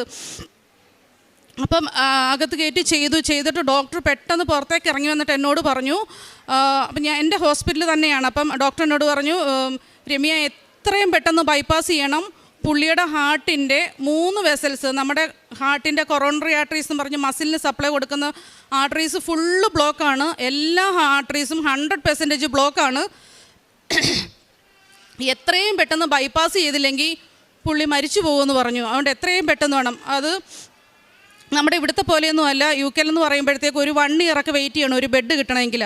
അപ്പം പറഞ്ഞു എത്രയും പെട്ടെന്ന് വേറെ ഹോസ്പിറ്റലിൽ ബെഡ് അറേഞ്ച് ചെയ്യാം, എത്രയും പെട്ടെന്ന് വേണം. അപ്പോൾ ഹസ്ബൻഡ് ഒരു വിധത്തിൽ സമ്മതിക്കുന്നില്ല. ഹസ്ബൻഡ് പറയുന്നത് എന്നെ മാതാവ് നോക്കിക്കൊള്ളും, എനിക്ക് ബൈപ്പാസ് ഒന്നും വേണ്ട, എനിക്ക് വീട്ടിൽ പോയാൽ മതിയെന്ന്. അപ്പോൾ ഡോക്ടർ പറഞ്ഞു ഇങ്ങനെ ഇരിക്കുന്ന ഒരാളെ വീട്ടിൽ പറഞ്ഞു വിട്ടാൽ വീട്ടിൽ ചെന്ന് അടുത്ത അറ്റാക്കിന് മരിച്ചു പോകും, അതുകൊണ്ട് ചെയ്തേ പറ്റത്തുള്ളൂ. അപ്പം പെട്ടെന്ന് എൻ്റെ ഹോസ്പിറ്റലിൽ കാർഡിയാക്കിൻ്റെ സർജറി നടക്കത്തില്ല, വേറെ ഹോസ്പിറ്റലാണ്. പെട്ടെന്ന് അവിടെ വിളിച്ചു പറഞ്ഞു അവർ ബെഡ് അറേഞ്ച് ചെയ്യുന്നു, ഡോക്ടേഴ്സ് എല്ലാം ഇവിടുന്ന് ഡോക്യുമെൻറ്റ്സ് ഒക്കെ അയക്കുന്നു, അവരെല്ലാം ചെയ്തു, ബെഡ് റെഡിയായി, 2 daysനുള്ളിൽ ബെഡ് റെഡിയാക്കി, ഡോക്ടേഴ്സ് വില്ലിങ് ആയി. പക്ഷേ ഹസ്ബൻഡ് മാത്രം സമ്മതിക്കുന്നില്ല. അപ്പോൾ കൗൺസിലിങ്ങിന് ആൾക്കാർ വന്ന് അവർ സംസാരിക്കുന്നു, ഹസ്ബൻഡ് ഒരു വ്യക്തി. അപ്പം ഞങ്ങളെല്ലാവരും ചോദിക്കുന്നുണ്ട് എന്തുകൊണ്ട് സമ്മതിക്കുന്നില്ല. അപ്പോൾ എല്ലാവരും പറഞ്ഞു ഇത്രയും ചെറുപ്പം, ഇനി ഒരു അറ്റാക്ക് വന്നാൽ മരിച്ചു പോകുമ്പോൾ ഹസ്ബൻഡ് മക്കൾ ഭാര്യയൊക്കെ ഇല്ലേ, ഇവരെ നോക്കണ്ടേ, എന്താണ് സമ്മതിക്കാത്ത. പറഞ്ഞ് എന്നെ മാതാവ് കാത്തോളും, എനിക്ക് സർജറി വേണ്ട, ഞാൻ സമ്മതിക്കത്തില്ലെന്ന് പറഞ്ഞു. അവസാനം ഡോക്ടേഴ്സ് പറഞ്ഞു പേഷ്യൻ്റ് വില്ലിങ് അല്ലേ, സർജറി ചെയ്യാൻ പറ്റില്ല, അങ്ങനെ സ്റ്റെൻറ്റ് ഇടാമെന്ന് പറഞ്ഞു. അങ്ങനെ അവർ കൊണ്ടുപോയി സ്റ്റെൻറ്റ് ഇട്ടു. അപ്പോൾ സ്റ്റെൻറ്റ് ഇടാൻ വേണ്ടി കൊണ്ടുപോയപ്പം ഫുള്ള് ബ്ലോക്കാണ്. അപ്പോൾ ഡോക്ടർ പറഞ്ഞു മാക്സിമം സ്റ്റെൻറ്റ് ഇടാൻ നോക്കാമെന്ന് പറഞ്ഞു. പക്ഷേ അപ്പം ലെഫ്റ്റ് കൊറോണറി ആർട്ടറിയിൽ മാത്രം 2 സ്റ്റെൻറ്റ് ഇട്ടു. അപ്പോഴത്തെ ഹസ്ബൻഡ് വീണ്ടും നെഞ്ചുവേദന വന്നു, ബാക്കി സ്റ്റെൻറ്റ് ഇടാൻ പറ്റില്ല. അന്നേരം പറഞ്ഞു ബാക്കി നമുക്ക് സ്റ്റേജായിട്ട് ചെയ്യാമെന്ന് പറഞ്ഞു. അങ്ങനെ റൂമിലേക്ക് കൊണ്ടുവന്നപ്പം ഹസ്ബൻഡ് റൂമിൽ വന്നു കഴിഞ്ഞിട്ടും ഹസ്ബൻഡ് പ്രാർത്ഥിക്കുകയാണ് മാതാവിനോട് എനിക്ക് ഇവിടുന്ന് രക്ഷപ്പെടണം. അപ്പോൾ ഡോക്ടേഴ്സ് പറഞ്ഞു വീട്ടിൽ വിടാൻ പറ്റത്തില്ല, നാട്ടിൽ പോകണമെന്ന് പറഞ്ഞ് നാട്ടിലേക്ക് ട്രാവൽ അലവൻസ് തരത്തില്ല, കാരണം ഫ്ലൈറ്റിൽ കയറിയ പ്രഷർ വേരിയേഷൻ വരുമ്പോഴത്തേക്ക് അപ്പം തന്നെ ഹാർട്ട് പൊട്ടി ഹസ്ബൻഡ് മരിച്ചു പോകും. അപ്പം സിസ്റ്റത്തിൽ ഡോക്യുമെൻ്റ് ചെയ്ത് വെച്ചിരിക്കുന്ന ഹസ്ബൻഡ് വിത്തിൻ മന്ത്സ് ഹസ്ബൻഡ് മരിച്ചു പോകുമെന്നാണ് സിസ്റ്റത്തിൽ അവർ ഡോക്യുമെൻ്റ് ചെയ്തിരിക്കുന്നത്. അപ്പം ഞാൻ മാതാവിനോട് പ്രാർത്ഥിച്ചു, എൻ്റെ മാതാവേ ഞാനിവിടെ വന്ന് സാക്ഷ്യം പറഞ്ഞേക്കാം, ഇത്രയും നാളും എന്നെ കരുതിയത് മാതാവ് തന്നെയാണ്, ഞങ്ങളെ കരുതിയതും കാത്തതും ഒക്കെ, ഇവിടെ വന്ന് സാക്ഷ്യം പറഞ്ഞേക്കാം, എൻ്റെ ഹസ്ബൻഡ് ഒരാപത്ത് പോലും വരുത്തരുതെന്ന് പ്രാർത്ഥിച്ചു. അപ്പം ഹസ്ബൻഡ് പ്രാർത്ഥിച്ചിട്ട് മൊബൈൽ തുറന്നപ്പം കോഴിക്കോട്ടുള്ളൊരു ഹോസ്പിറ്റലിൽ ഒരു ഡോക്ടറിൻ്റെ ഒരു ക്ലാസ് പെട്ടെന്ന് കാണുകയും അപ്പം പെട്ടെന്ന് ആ ഡോക്ടറിനെ വിളിച്ച് സംസാരിക്കുകയും ചെയ്തു, എനിക്ക് ഇതേപോലെയാണ്, എനിക്ക് ഇവിടുന്ന് രക്ഷപ്പെടണം. അപ്പോൾ ആ ഡോക്ടർ പറഞ്ഞു ഇപ്പം ട്രാവൽ ചെയ്യേണ്ട, 3 ആഴ്ച കഴിഞ്ഞിട്ട് ട്രാവൽ ചെയ്താൽ മതി, അപ്പം അവിടുന്ന് ആണെങ്കിൽ ട്രാവൽ ചെയ്യരുതെന്നാണ് പറഞ്ഞത്. അപ്പോൾ ഈ ഡോക്ടർ പറഞ്ഞു 3 ആഴ്ച കഴിഞ്ഞിട്ട് ട്രാവൽ ചെയ്യും, നാട്ടിൽ വാ നമുക്ക് ട്രീറ്റ്മെൻറ്റ് ചെയ്യാമെന്ന് പറഞ്ഞു. അങ്ങനെ അവിടുന്ന് ഡിസ്ചാർജായി ഞങ്ങൾ വീട്ടിൽ വന്നു. പക്ഷേങ്കിൽ ഹസ്ബൻഡ് എപ്പോഴും ഈ നെഞ്ചുവേദന വന്നുകൊണ്ടേയിരിക്കും. അപ്പോൾ ഇടയ്ക്ക് ഡോക്ടേഴ്സ് സ്ട്രൈക്കായി, അപ്പം നമുക്ക് ഹോസ്പിറ്റലിൽ പോയി ആരെയും കാണാൻ പറ്റാത്തൊരവസ്ഥയായി. പെട്ടെന്ന് ഇവിടെ വിളിച്ചു. അപ്പം എല്ലാവരും എൻ്റെ ഫ്രണ്ട്സും എല്ലാവരും ഓൾറെഡി സർജറി ചെയ്യാത്തതിന് എല്ലാവരും ഞങ്ങളോട് എതിർപ്പായി, ദേഷ്യപ്പെട്ട് ഞങ്ങളോട് സംസാരിച്ചു. നിങ്ങളിങ്ങനെ ഞാൻ ഈ ഫീൽഡിലായിട്ട് എന്തുകൊണ്ട് ഇങ്ങനെ ഹസ്ബൻഡ് കൂടെ നിൽക്കുന്നു, ഹസ്ബൻഡ് അറിയാത്തത് കൊണ്ടായെന്ന് പറഞ്ഞു. പക്ഷേ അത് കഴിഞ്ഞിട്ട് ഞങ്ങൾ നാട്ടിലേക്ക് പോകാൻ പ്ലാൻ ചെയ്തു എന്ന് പറഞ്ഞപ്പോഴത്തേക്ക് എൻ്റെ ഡിപ്പാർട്ട്മെൻറ്റ് ഹെഡ്, അതേപോലെ കാർഡിയോളജി എല്ലാവരും വന്നിട്ട് എൻ്റെ ഫ്രണ്ട്സും ഒക്കെ പറയാണ്, ഒരു കാരണവശാലും ഹസ്ബൻഡിൻ്റെ കളിക്ക് കൂട്ട് നിൽക്കരുത്. ഹസ്ബൻഡ് ഫ്ലൈറ്റിൽ കയറിയ നിങ്ങൾ കൊച്ചിയിൽ ഇറങ്ങില്ല, നിങ്ങൾ ഇവിടുന്ന് പൊങ്ങുന്ന സമയത്ത് ഹസ്ബൻഡ് മരിച്ചു പോകും. അപ്പോൾ ആ ഇടയ്ക്കൊക്കെ ഇങ്ങനെ കണ്ടിന്യൂസ് ആൾക്കാർ കുഴഞ്ഞു വീണും ഫ്ലൈറ്റിലിരുന്നും ഒക്കെ അറ്റാക്കിൽ മരിക്കുന്നു എന്നും പറഞ്ഞ് അങ്ങ് ഒത്തിരി ന്യൂസ് വരും. അപ്പോൾ എല്ലാവരും അതാണ് ഞാൻ കിട്ടുവരുന്നത്, നിങ്ങളിത് കാണുന്നില്ലേ, പോകരുതെന്ന്. പക്ഷേ ഹസ്ബൻഡും മാതാവിനെ മുറുകെ പിടിച്ചു, നാട്ടിൽ വരണമെന്ന് പറഞ്ഞു. ഞങ്ങൾ ടിക്കറ്റ് എടുത്തു. അപ്പം ഫ്ലൈറ്റിൽ കയറുന്നതിന് മുമ്പേ തൈലം തൊട്ട് വിശ്വാസപ്രമാണം ചൊല്ലി പ്രാർത്ഥിച്ചു. കാശുരൂപം എൻ്റെ കഴുത്തെ കിടന്ന കാശുരൂപം ഹസ്ബൻഡ് കഴിഞ്ഞാൽ മുറുക്കി പിടിച്ചു കൊടുത്തു. എന്നുവെച്ചാൽ ഫ്ലൈറ്റ് പൊങ്ങുമ്പോൾ എനിക്കറിയില്ല എന്താ സംഭവിക്കാൻ പോകുന്നതെന്ന്. ഹസ്ബൻഡിനോട് ഞാൻ പറഞ്ഞു, കാശുരൂപം മുറുക്കി പിടിച്ചോണം, മാതാവിനെ മുറുക്കെ വിളിച്ചോണമെന്ന് പറഞ്ഞു. എന്നിട്ട് തൈലവും ഒക്കെ തേച്ചു, തേൻ നാവിൽ കൊടുത്തു. ഞങ്ങളെല്ലാവരും ചുറ്റും നിന്ന് പ്രാർത്ഥിച്ചു. മുറുക്ക് പിടിച്ച ഞങ്ങൾ ഇരുന്നത്, ഒന്നും സംഭവിക്കരുത്. പക്ഷേ ഫ്ലൈറ്റ് പൊങ്ങി ഒരു 10 മിനിറ്റ് കഴിഞ്ഞിട്ട് നോക്കിയതും ഹസ്ബൻഡ് ഇരിക്കുന്ന കൂട്ട് തന്നെ ഇരിപ്പുണ്ട്, ഒരു കുഴപ്പവും സംഭവിച്ചില്ല. ഹസ്ബൻഡ് പറഞ്ഞു, നിങ്ങളെന്തിനാ പേടിക്കുന്നത്, മാതാവല്ലേ എൻ്റെ കൂടെ ഉള്ളത്, നിങ്ങൾ പേടിക്കുകയൊന്നും വേണ്ടെന്ന് പറഞ്ഞു. അങ്ങനെ ഞങ്ങൾ ഇവിടെ വന്നിറങ്ങി. പിറ്റേ ദിവസം ഇവിടെ വന്നു. ഞങ്ങൾ ഇവിടെ ഒന്ന് പ്രാർത്ഥിച്ചു. ഇവിടുന്ന് പത്രമൊക്കെ മേടിച്ച് ഹരിപ്പാട് ഹോസ്പിറ്റലൊക്കെ കൊണ്ടു ചെന്ന് എല്ലാവർക്കും കൊടുത്തു. അതിനുശേഷം കോഴിക്കോട് ഹോസ്പിറ്റലിൽ പോയി ആൻജിയോഗ്രാം ചെയ്തു. ആൻജിയോഗ്രാം ചെയ്യുന്നതിന് മുമ്പ് തന്നെ എക്കോ ചെയ്തപ്പോഴേ ഡോക്ടർ പറഞ്ഞു, പുള്ളിക്ക് എക്കോ ചെയ്യുമ്പോൾ EF എന്ന് പറഞ്ഞൊരു സാധനമുണ്ട്, ലെഫ്റ്റ് വെൻട്രിക്കിളിൻ്റെ ഫംഗ്ഷൻ, അത് പുള്ളിക്ക് അവിടെ വെച്ച് ചെയ്തതിൻ്റെ റിപ്പോർട്ടൊക്കെ അയച്ചതിനകത്ത് 55% ഉള്ളൂ. അപ്പോൾ ഇവിടെ വന്ന് ചെയ്തപ്പോൾ പറഞ്ഞു 65% ഉണ്ട്, പുള്ളിയുടെ ലെഫ്റ്റ് വെൻട്രിക്കിൾ നല്ലപോലെ പമ്പ് ചെയ്യുന്നുണ്ടെന്ന് പറഞ്ഞു. പിന്നെ അവിടുത്തെ റിപ്പോർട്ട് ഫുള്ള് ഡോക്ടർ കണ്ടുകൊണ്ട് ഡോക്ടറിന് അറിയാം ഇത് മുഴുവൻ ബ്ലോക്ക്. അപ്പോൾ ഡോക്ടർ പറഞ്ഞു, മാക്സിമം നമുക്ക് ഈ ബ്ലോക്കൊക്കെ മാറ്റാൻ നോക്കാം, ഉറപ്പൊന്നും പറയാൻ പറ്റത്തില്ലെന്ന് പറഞ്ഞു. പക്ഷേ ആൻജിയോഗ്രാം ചെയ്യാൻ കയറ്റിയിട്ട് ഡോക്ടർ എന്നോട് വന്നിട്ട് പറഞ്ഞത്, നിങ്ങൾ ഈ അയച്ചു തന്ന റിപ്പോർട്ടുകളൊക്കെ ശരിക്കും കറക്റ്റാണോ എന്ന് എനിക്ക് തന്നെ സംശയമുണ്ട്. കാരണം പുള്ളിക്കിപ്പം അവിടുന്ന് കാണിച്ചു തന്ന ബ്ലോക്കുകളൊന്നും കാണുന്നില്ല. ഒരു ലെഫ്റ്റ് കൊറോണറി ആർട്ടറിയില്ല 2 സ്റ്റെൻറ്റ് ഇട്ടിട്ടുണ്ട്, അത് നല്ലപോലെ പമ്പ് ചെയ്യുന്നുണ്ട്. പിന്നെ റൈറ്റ് കൊറോണറി ആർട്ടറിയില്ല, അത് 100% ബ്ലോക്കാണ്, അതിലൊന്നും ചെയ്യാൻ പറ്റത്തില്ല. പക്ഷേ അത്ഭുതം ഇതൊന്നും അല്ല, നമ്മളിപ്പം സർജറിക്ക് ബൈപ്പാസ് ചെയ്യുവാണെങ്കിൽ എങ്ങനെയാണോ ഒരു പുതിയൊരു ആർട്ടറി അതിൻ്റെ സൈഡിൽ കൂടെ വന്ന് സർക്കുലേഷൻ കൊടുക്കുന്നത്, അതേപോലെ തന്നെ ഒരു പുതിയ ബൈപ്പാസ് ദൈവം തന്നെ ക്രിയേറ്റ് ചെയ്ത് അവിടെ ഒരു ബൈപ്പാസ് ഇപ്പോൾ ഉണ്ട്. ആ റൈറ്റ് കൊറോണറി ആർട്ടറി ഇപ്പം പിന്നെ 100% ബ്ലോക്ക് ആണെങ്കിൽ 100% പമ്പ് ചെയ്യുന്ന ഒരു ബൈപ്പാസ് അതിൻ്റെ സൈഡിൽ കൂടെ ദൈവം തന്നെ നിങ്ങൾക്ക് ബൈപ്പാസ് ചെയ്ത് തന്നിട്ടുണ്ടെന്ന്. അപ്പോൾ ഡോക്ടർ തന്നെ പറയാണ്, എനിക്ക് തന്നെ അത്ഭുതം കൊണ്ടുപോയി, ഇത്രയും വലിയ അറ്റാക്ക് വന്ന ഹാർട്ടാന്ന് ഈ ഹാർട്ട് കണ്ടാൽ പറയത്തില്ല, ഈ ഹാർട്ട് നല്ലപോലെ പമ്പ് ചെയ്യുന്നുണ്ട്, ഒരു കുഴപ്പമില്ല ഈ ഹാർട്ടിന്. പിന്നെ നടുക്ക് മാത്രം ഒരു ചെറിയൊരു ബ്ലോക്ക് ഉണ്ട്, അതിന് മാത്രം ഒരു സ്റ്റെൻറ്റ് ഇടാന്ന് പറഞ്ഞു, വേറെ എങ്ങും ഒന്നും ചെയ്യണ്ട. അപ്പോൾ ഡോക്ടർ തന്നെ പറയായിരുന്നു, എന്തുകൊണ്ടും നിങ്ങൾ ബൈപ്പാസ് ചെയ്യാതിരുന്നത് നന്നായി. അപ്പോൾ എനിക്ക് അത്രയും നാളായിട്ട് മനസ്സിലായിരുന്നില്ല എന്താണ് ഹസ്ബൻഡ് ഇത്ര മുറുകെ പിടിച്ച് പറഞ്ഞതെന്ന് വെച്ചാൽ, മാതാവ് ഹസ്ബൻഡിനെ കൊണ്ട് പറയിക്കുന്നതാണ് ബൈപ്പാസ് ചെയ്യരുത്, നീ സമ്മതിച്ച് കൊടുക്കരുതെന്ന്.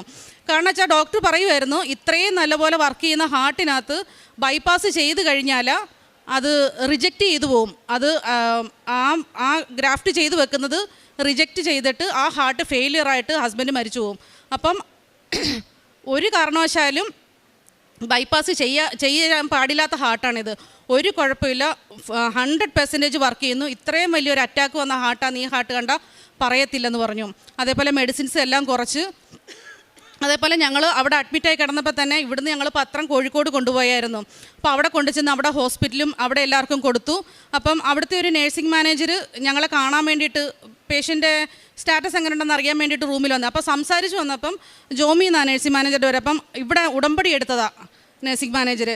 അപ്പം ഞങ്ങളോടെല്ലാം സംസാരിച്ചപ്പോൾ കാശുരൂപം ഒക്കെ കൊടുത്തപ്പോൾ പിറ്റേന്ന് രാവിലെ ഞങ്ങൾ പുള്ളിക്ക് ട്രാവൽ ചെയ്യാൻ പാടായിരുന്നു. ഞങ്ങൾ വന്ദേ ഭാരത് ആകുമ്പോൾ 3.5 മണിക്കൂറേ ഉള്ളൂ ട്രാവൽ ചെയ്യുന്നത്. അപ്പോൾ ടിക്കറ്റ് ഓൾറെഡി ബുക്ക് ചെയ്ത്, അപ്പോൾ രാവിലെ ബില്ല് അടയ്ക്കാൻ വേണ്ടി ചെന്നപ്പോഴത്തേക്ക് ക്രെഡിറ്റിനകത്ത് ലിമിറ്റ് ഉള്ളതുകൊണ്ട് പൈസ അടയ്ക്കാൻ പറ്റുന്നില്ല ഞങ്ങൾക്ക്. ഇത് അടച്ചാലേ ഞങ്ങളെ ഡിസ്ചാർജും ചെയ്യത്തുള്ളൂ. 8 മണിയാകാൻ പോകുന്നു, ഞങ്ങൾക്ക് 9 മണിക്ക് ട്രെയിനുമാണ്. അപ്പോൾ ഈ സിസ്റ്റർ പെട്ടെന്ന് ഞങ്ങളെ കാണാൻ വേണ്ടി വരികയാണ്. മാതാവ് പറഞ്ഞു വിട്ടു, പുള്ളി പറയുകയാണ്, ഞാൻ റൗണ്ട്സിന് വന്നതാണ്, എനിക്ക് പെട്ടെന്ന് തോന്നി നിങ്ങളെ വന്ന് കാണണമെന്ന്. വന്നപ്പോൾ ഞങ്ങൾ പറഞ്ഞു ഇതേപോലെ ബില്ല് അടയ്ക്കാൻ പറ്റുന്നില്ലെന്ന്. പെട്ടെന്ന് തന്നെ പുള്ളിക്കാർ ചെന്ന് ഫിനാൻസിൽ പറഞ്ഞു, പുള്ളിക്കാരിയുടെ സ്വന്തം അക്കൗണ്ടിൽ നിന്ന് പൈസ എടുത്തിട്ട് പെട്ടെന്ന് ബില്ലടച്ചു, ബില്ല് ക്ലോസ് ചെയ്തു, പെട്ടെന്ന് വണ്ടി അറേഞ്ച് ചെയ്ത് തന്ന് പെട്ടെന്ന് ഞങ്ങളെ റെയിൽവേ സ്റ്റേഷനിലേക്ക് വിട്ട് ഞങ്ങൾ അപ്പം തന്നെ നാട്ടിലേക്ക് തിരിച്ചു വന്നു. അപ്പം ശരിക്കും പറഞ്ഞാൽ എൻ്റെ ഹസ്ബൻഡ് മരിച്ചു പോകേണ്ടതാണ്. എൻ്റെ കൂടെ ഇപ്പം ഈ ആരോഗ്യത്തോടെ ഈ ഹസ്ബൻഡ് നിൽക്കുന്നത് എൻ്റെ ഉടമ്പടി പ്രാർത്ഥന കൊണ്ടും എൻ്റെ മാതാവിൻ്റെ കാരുണ്യം കൊണ്ടും മാത്രമാണ്. ഞങ്ങൾ കാരുണ്യ പ്രവർത്തികളെന്ന് പറയുമ്പോൾ ഇവിടുന്ന് എപ്പോഴും പോകുമ്പം പത്രം മേടിച്ചുകൊണ്ട് പോവും. അവിടെ ചെന്ന് ഫ്രണ്ട്സിനും പിന്നെ ഞങ്ങൾ അവിടെ പോകുന്ന പള്ളിയിലും ഒക്കെ കൊണ്ട് കൊടുക്കും. പിന്നെ എൻ്റെ എൻ്റെ പേഷ്യൻസിന് വേണ്ടി ഞാൻ പ്രാർത്ഥിക്കും. അവർക്ക് വേണ്ടിയിട്ട് ഞാൻ വിശ്വാസ പ്രമാണം ചൊല്ലി പ്രാർത്ഥിക്കുകയും അവരുടെ വേദനകൾ അവരോട് കൂടെ ആയിരിക്കാൻ ശ്രമിക്കുകയും ചെയ്യും. ഞങ്ങളെക്കൊണ്ട് കഴിയുന്ന സഹായങ്ങൾ മറ്റുള്ളവർക്ക് ചെയ്തു കൊടുക്കാൻ ശ്രമിക്കും. അപ്പം ഞാൻ അവിടുന്ന് വന്നപ്പോൾ തന്നെ പറയുന്നുണ്ടായിരുന്നു, ഇവിടെ വന്ന് സാക്ഷ്യം പറഞ്ഞിട്ടേ ഞാൻ പോകത്തുള്ളൂ. കാരണം വെച്ചാൽ ഇത്രയും വലിയൊരു അത്ഭുതം. കാരണം വെച്ചാൽ ലോകത്ത് എല്ലാ ദിവസവും കേൾക്കുന്നത് എല്ലാവരും കുഴഞ്ഞു വീണ് മരിക്കുന്നു, അറ്റാക്ക് വന്നു, ഉറക്കത്തിൽ മരിക്കുന്നു. എൻ്റെ ഹസ്ബൻഡിന് ഉറക്കത്തിൽ വെളുപ്പിന് 3 മണിക്ക് അറ്റാക്ക് വന്നു, പിറ്റേന്ന് കുഴഞ്ഞു വീണു. പക്ഷേ 2 സമയത്തും എൻ്റെ മാതാവ് പൂർണ്ണമായിട്ടും കരുതിയത് കൊണ്ടാണ് എൻ്റെ ഹസ്ബൻഡ് രക്ഷപ്പെട്ടത്. ഇപ്പോഴും എൻ്റെ കൂടെ ആരോഗ്യത്തോടുകൂടി നിൽക്കുന്നത്. അപ്പം ആ സാക്ഷി എനിക്കിവിടെ ഒന്ന് പറയണമെന്ന് ഞാൻ മാതാവിനോട് പ്രാർത്ഥിച്ചു. അത് കഴിഞ്ഞ് ഇവിടെ ഞാൻ വന്നു. എനിക്ക് അമൃതയിലൊരു ചെക്കപ്പ് ഉണ്ടായിരുന്നു, ഒരു സർജറി കഴിഞ്ഞ്. എൻ്റെ ചെക്കപ്പിന് പോയപ്പോൾ എനിക്ക് അർജൻറ്റായിട്ട് അടുത്ത സർജറി ചെയ്യണമെന്ന് പറഞ്ഞു. ഞങ്ങൾ പ്രതീക്ഷിക്കാത്തതായിരുന്നു. ഇന്ന് സർജറി കിട്ടുന്ന എൻ്റെ 5ാമത്തെ ദിവസമാണ്. ഞാൻ ആ സർജറി കഴിഞ്ഞ് വന്നിട്ട് ഇത്രയും ദിവസമായിട്ട് ഞാൻ കട്ടിലേ നിന്ന് എണീറ്റിട്ടില്ല. എനിക്ക് ഛർദിലും തലകറക്കമാണ്. അപ്പോൾ എണീക്കുമ്പോൾ അപ്പം തന്നെ ഛർദിൽ വരും, തലകറക്കം വരും. ഞാൻ ഇച്ചിരി കരിക്കും വെള്ളം കുടിക്കും, തിരിച്ച് കിടക്കും.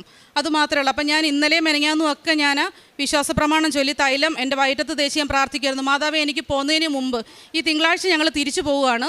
പോകുന്നതിന് മുമ്പ് വന്ന് എനിക്ക് ഈ സാക്ഷ്യം എങ്ങനെയെങ്കിലും എൻ്റെ മാതാവ് ഇവിടെ എത്തിക്കണം. തല കറങ്ങരുത്. എനിക്ക് ഈ അൾത്താരെ കയറി നിൽക്കുമ്പോൾ ഞാൻ തല കറങ്ങി വീഴരുത്. എനിക്ക് ഛർദ്ദിക്കാൻ തോന്നരുത്. എനിക്ക് ഇവിടെ വന്ന് നിന്ന് ഈ സാക്ഷ്യം പറഞ്ഞിട്ട് പോകാൻ എനിക്ക് പറ്റണം എന്ന് ഞാൻ പ്രാർത്ഥിച്ചിട്ടായിരുന്നു ഇരുന്നത്. ഇന്ന് രാവിലെ എണീറ്റപ്പോൾ മാത്രം ജസ്റ്റ് എനിക്കൊരു തലകറക്കം പോലെ വന്നു. പക്ഷേ അന്നേരം അതങ്ങ് മാറി. ഞാൻ പെട്ടെന്ന് പ്രാർത്ഥിച്ചു മാതാവിനോട്, മാതാവേ, എനിക്ക് ഞെത്തി ഇവിടെ വന്ന് സാക്ഷ്യം പറയാൻ പറ്റണമെന്ന്. ഇവിടെ എനിക്ക് വരാൻ പറ്റി. എനിക്ക് ഇത്രയും നേരമായിട്ട് തലകറക്കവും ഇല്ല, ഛർദിലുമില്ല. ആരോഗ്യത്തോടു കൂടി നിന്ന് എനിക്ക് ഈ സാക്ഷ്യം പറയാൻ പറ്റി. അതിന് എൻ്റെ മാതാവിനും തിരുകുമാരനും 1000 നന്ദി. അതേപോലെ തന്നെ ഞങ്ങൾ 22 മുതൽ ഉടമ്പടിയിലാണ്. അന്ന് മുതൽ ഞങ്ങളുടെ ജീവിതത്തിലെ ഓരോ കാര്യത്തിലും നമ്മൾ ഓരോ സ്റ്റെപ്പ് എടുത്ത് വെക്കുമ്പോൾ നമുക്കറിയില്ല അടുത്ത് എന്താണ് സംഭവിക്കാൻ പോകുന്നതെന്ന്. പക്ഷേ മാതാവിനത് പൂർണ്ണമായിട്ട് അറിഞ്ഞ് മാതാവ് നമുക്ക് മുൻപേ നടന്ന് ആ കാര്യങ്ങളൊക്കെ ഇങ്ങനെ നമുക്ക് ചെയ്തു തരും. അത് നമ്മൾ ഉടമ്പടിയിലായിരിക്കുമ്പോൾ നമുക്കത് പൂർണ്ണമായിട്ട് മനസ്സിലാവും. ഇപ്പം എനിക്ക് ഒന്നിനെക്കുറിച്ചും ഭയമില്ല. കാരണം വെച്ചാൽ മാതാവ് ഇങ്ങനെ ചേർത്ത് പിടിച്ചിട്ടുണ്ട്. സങ്കീർത്തനം 91 പറയുന്ന തൊട്ട് തൻ്റെ തൂവലുകൾ കൊണ്ട് അവിടെ നിന്ന് നിന്നെ മറച്ചു പിടിച്ചിരിക്കുന്നു എന്നാണ് പറയുന്നത്. ഒരു ശത്രുവും നിന്നെ വന്ന് തൊടത്തില്ല, നിനക്കൊരാപത്തും വരുത്താൻ നോക്കിക്കോളും. ദൂതന്മാരോട് കൽപ്പിച്ചിട്ടുണ്ട്, നിൻ്റെ കാല് കല്ലിൽ തട്ടി നിനക്കൊരാപത്ത് പോലും വരാതെ കാക്കാൻ ദൈവം ദൂതന്മാരെ നമ്മളെ ഏൽപ്പിച്ചിട്ടുണ്ടെന്ന് പറയുന്നത്. മാതാവ് നമുക്ക് വേണ്ടിയിട്ട് പൂർണ്ണമായിട്ടും മധ്യസ്ഥം വഹിക്കുന്നുണ്ട്. പിന്നെ നമ്മൾ ഉടമ്പടിയിലായിരിക്കുന്ന സമയത്ത് ഒന്നിനെക്കുറിച്ചും ഭയപ്പെടേണ്ട കാര്യമില്ല. അത് ഞാൻ എൻ്റെ ഉടമ്പടി ജീവിതത്തിലൂടെ പഠിച്ചതാണ്. ഞങ്ങൾക്കിപ്പം ഒന്നിനെക്കുറിച്ചും ആധിയില്ല. ഇനി എന്താണ് സംഭവിക്കാൻ പോകുന്നതെന്നുള്ള ആധികളൊന്നുമില്ല. മാതാവ് പൂർണ്ണമായിട്ട് ഞങ്ങളെ കാത്തുകൊള്ളും. ഇനി അങ്ങോട്ടുള്ള ഞങ്ങളുടെ ഓരോ നിമിഷത്തിലും ഞങ്ങളെ കാത്തുകൊള്ളുമെന്ന് ഞങ്ങൾക്ക് പൂർണ്ണ വിശ്വാസമുണ്ട്. ഇത്രയും നേരെ എനിക്കിവിടെ വന്ന് ഇന്ന് സാക്ഷ്യം പറയാൻ സാധിച്ചതിന് 1000 നന്ദി മാതാവിനോട് അർപ്പിക്കുന്നു. എൻ്റെ ഹസ്ബൻഡിനെ പൂർണ്ണ ആരോഗ്യവാനായിട്ട് എനിക്ക് തിരിച്ചു തന്നതിന് മാതാവിനോട് നന്ദി പറയുന്നു. ഇനിയും ഞങ്ങൾക്ക് ഈ അൾത്താരയിൽ വന്ന് ഈശോയ്ക്കും അമ്മ മാതാവിനും 1000 നന്ദി. എൻ്റെ പേര് റാഫി. ഞാൻ UK-യിൽ വൂസ്റ്റർഷയർ എന്ന സ്ഥലത്ത് നിന്ന് വരുന്നു. എനിക്ക് പറയാനുള്ളത്, ഞാൻ 2021 UK-യിൽ എൻ്റെ വൈഫിൻ്റെ വിസയിൽ അവിടെ ചെന്നിരുന്നു. ആ സമയത്ത് എനിക്ക് ഹെൽത്ത് സെക്ടറിൽ ഒരു ജോബ് ലഭിക്കുകയുണ്ടായി. അങ്ങനെ ഞാൻ അവിടെ TB ടെസ്റ്റ് വളരെ നിർബന്ധമാണ്. അപ്പോൾ അതിൻ്റെ ഭാഗമായി എനിക്ക് ഒരു TB ടെസ്റ്റ് ചെയ്യാനായിട്ടൊരു അപ്പോയിൻമെൻറ്റ് കിട്ടി. ഞാൻ അത് ഒരു CT തൊറാസ് എന്ന് പറഞ്ഞൊരു ടെസ്റ്റാണ്. അപ്പോൾ അത് ചെയ്യുമ്പോൾ എൻ്റെ റൈറ്റ് ഹാർട്ട് വീർത്തിരിക്കുന്നു. അപ്പോൾ എൻ്റെ ഒരു ഫ്രണ്ടാണ് റേഡിയോളജിസ്റ്റ് അവിടെ ഈ സ്കാനിങ് റിപ്പോർട്ട് കണ്ടത്. അപ്പോൾ അദ്ദേഹം പറഞ്ഞു, കാർഡിയോളജി അപ്പോയിൻമെൻറ്റ് എത്രയും പെട്ടെന്ന് എടുക്കണം എന്ന് പറഞ്ഞു. അപ്പോൾ അത് പറഞ്ഞപ്പോൾ ഞാൻ എനിക്ക് നടക്കുമ്പോഴൊന്നും ഒരു കുഴപ്പമില്ല, പ്രത്യേകിച്ച് കാരണങ്ങളൊന്നും കാണാനില്ല. അപ്പോൾ ഞാൻ അങ്ങനെ അത് നിസ്സാരമായിട്ട് ഇട്ടു. അപ്പോൾ അദ്ദേഹം വീണ്ടും പറഞ്ഞു, താങ്കൾ പോയി ഒരു അപ്പോയിൻമെൻറ്റ് കാർഡിയോളജിസ്റ്റിന് എടുക്ക്, എന്നിട്ട് അത് ഒന്ന് നോക്കുമെന്ന് പറഞ്ഞു. അങ്ങനെ ഞാൻ ഒരു സ്കാനിങ് റിപ്പോർട്ട് മായി ചെന്നപ്പോൾ ആ ഡോക്ടർ പറഞ്ഞു, എത്രയും പെട്ടെന്ന് നിങ്ങൾ ഓപ്പറേഷൻ ചെയ്യണം, അല്ലെങ്കിൽ നിങ്ങൾ പെട്ടെന്ന് തന്നെ മരിച്ചു പോകുമെന്ന് പറഞ്ഞു. എനിക്ക് ആകെ എന്തെന്നില്ലാത്തൊരു ഇതായി, ഞാൻ ആകെ ആശയക്കുഴപ്പത്തിലായി. എന്താണെന്ന് വെച്ചാൽ എനിക്ക് മോളും മോനും ഞങ്ങൾ കുടുംബമായിട്ട് ജീവിക്കുന്നു. പെട്ടെന്ന് ഇങ്ങനെ കേട്ടപ്പോൾ ആകെ ഒരു ഭയം കടന്നു. ഞാൻ വേഗം തന്നെ യൂട്യൂബിൽ ഞാൻ ഇടയ്ക്ക് അച്ഛൻ്റെ ടോക്കുകളും ഒക്കെ കാണാറുണ്ട്. അപ്പോൾ വേഗം അവരറിയാതെ ഞാൻ ടിക്കറ്റ് എടുത്ത്, സാധാരണ അവർ ഇങ്ങനെയുള്ള ഇതുണ്ടെങ്കിൽ നമുക്ക് ടിക്കറ്റ് യാത്രയൊക്കെ ഒഴിവാക്കും, സാധാരണ തരില്ല. അപ്പം ഞാൻ അറിയാതെ തന്നെ ഇങ്ങോട്ട് വന്നു. കൃപാസനത്തിൽ വന്ന് ഞാൻ ഉടമ്പടി എടുത്ത് കഴിഞ്ഞിട്ട് അച്ഛനെ കാണണം, ജോസഫ് അച്ഛനെ കണ്ട് അനുഗ്രഹം വാങ്ങിക്കണം എന്നുള്ള രീതിയിൽ ഞാൻ അവിടെ ആ ഭാഗത്ത് ടിക്കറ്റിനായിട്ട് നിൽക്കായിരുന്നു, ടോക്കന് വേണ്ടിയിട്ട്. അപ്പോൾ ആ സമയത്ത് പെട്ടെന്ന് അച്ഛൻ ഇന്നിവിടെ ഉണ്ടാകില്ല, അച്ഛൻ അർത്തുങ്കൽ പള്ളിയിലേക്ക് പോവുകയാണെന്ന് ഇവിടെ പറഞ്ഞു. അപ്പോൾ എന്നോട് മാതാവ് ഇങ്ങനെ പറഞ്ഞു, നീ ഇവിടെ നിൽക്ക് എന്ന് പറയുന്നു.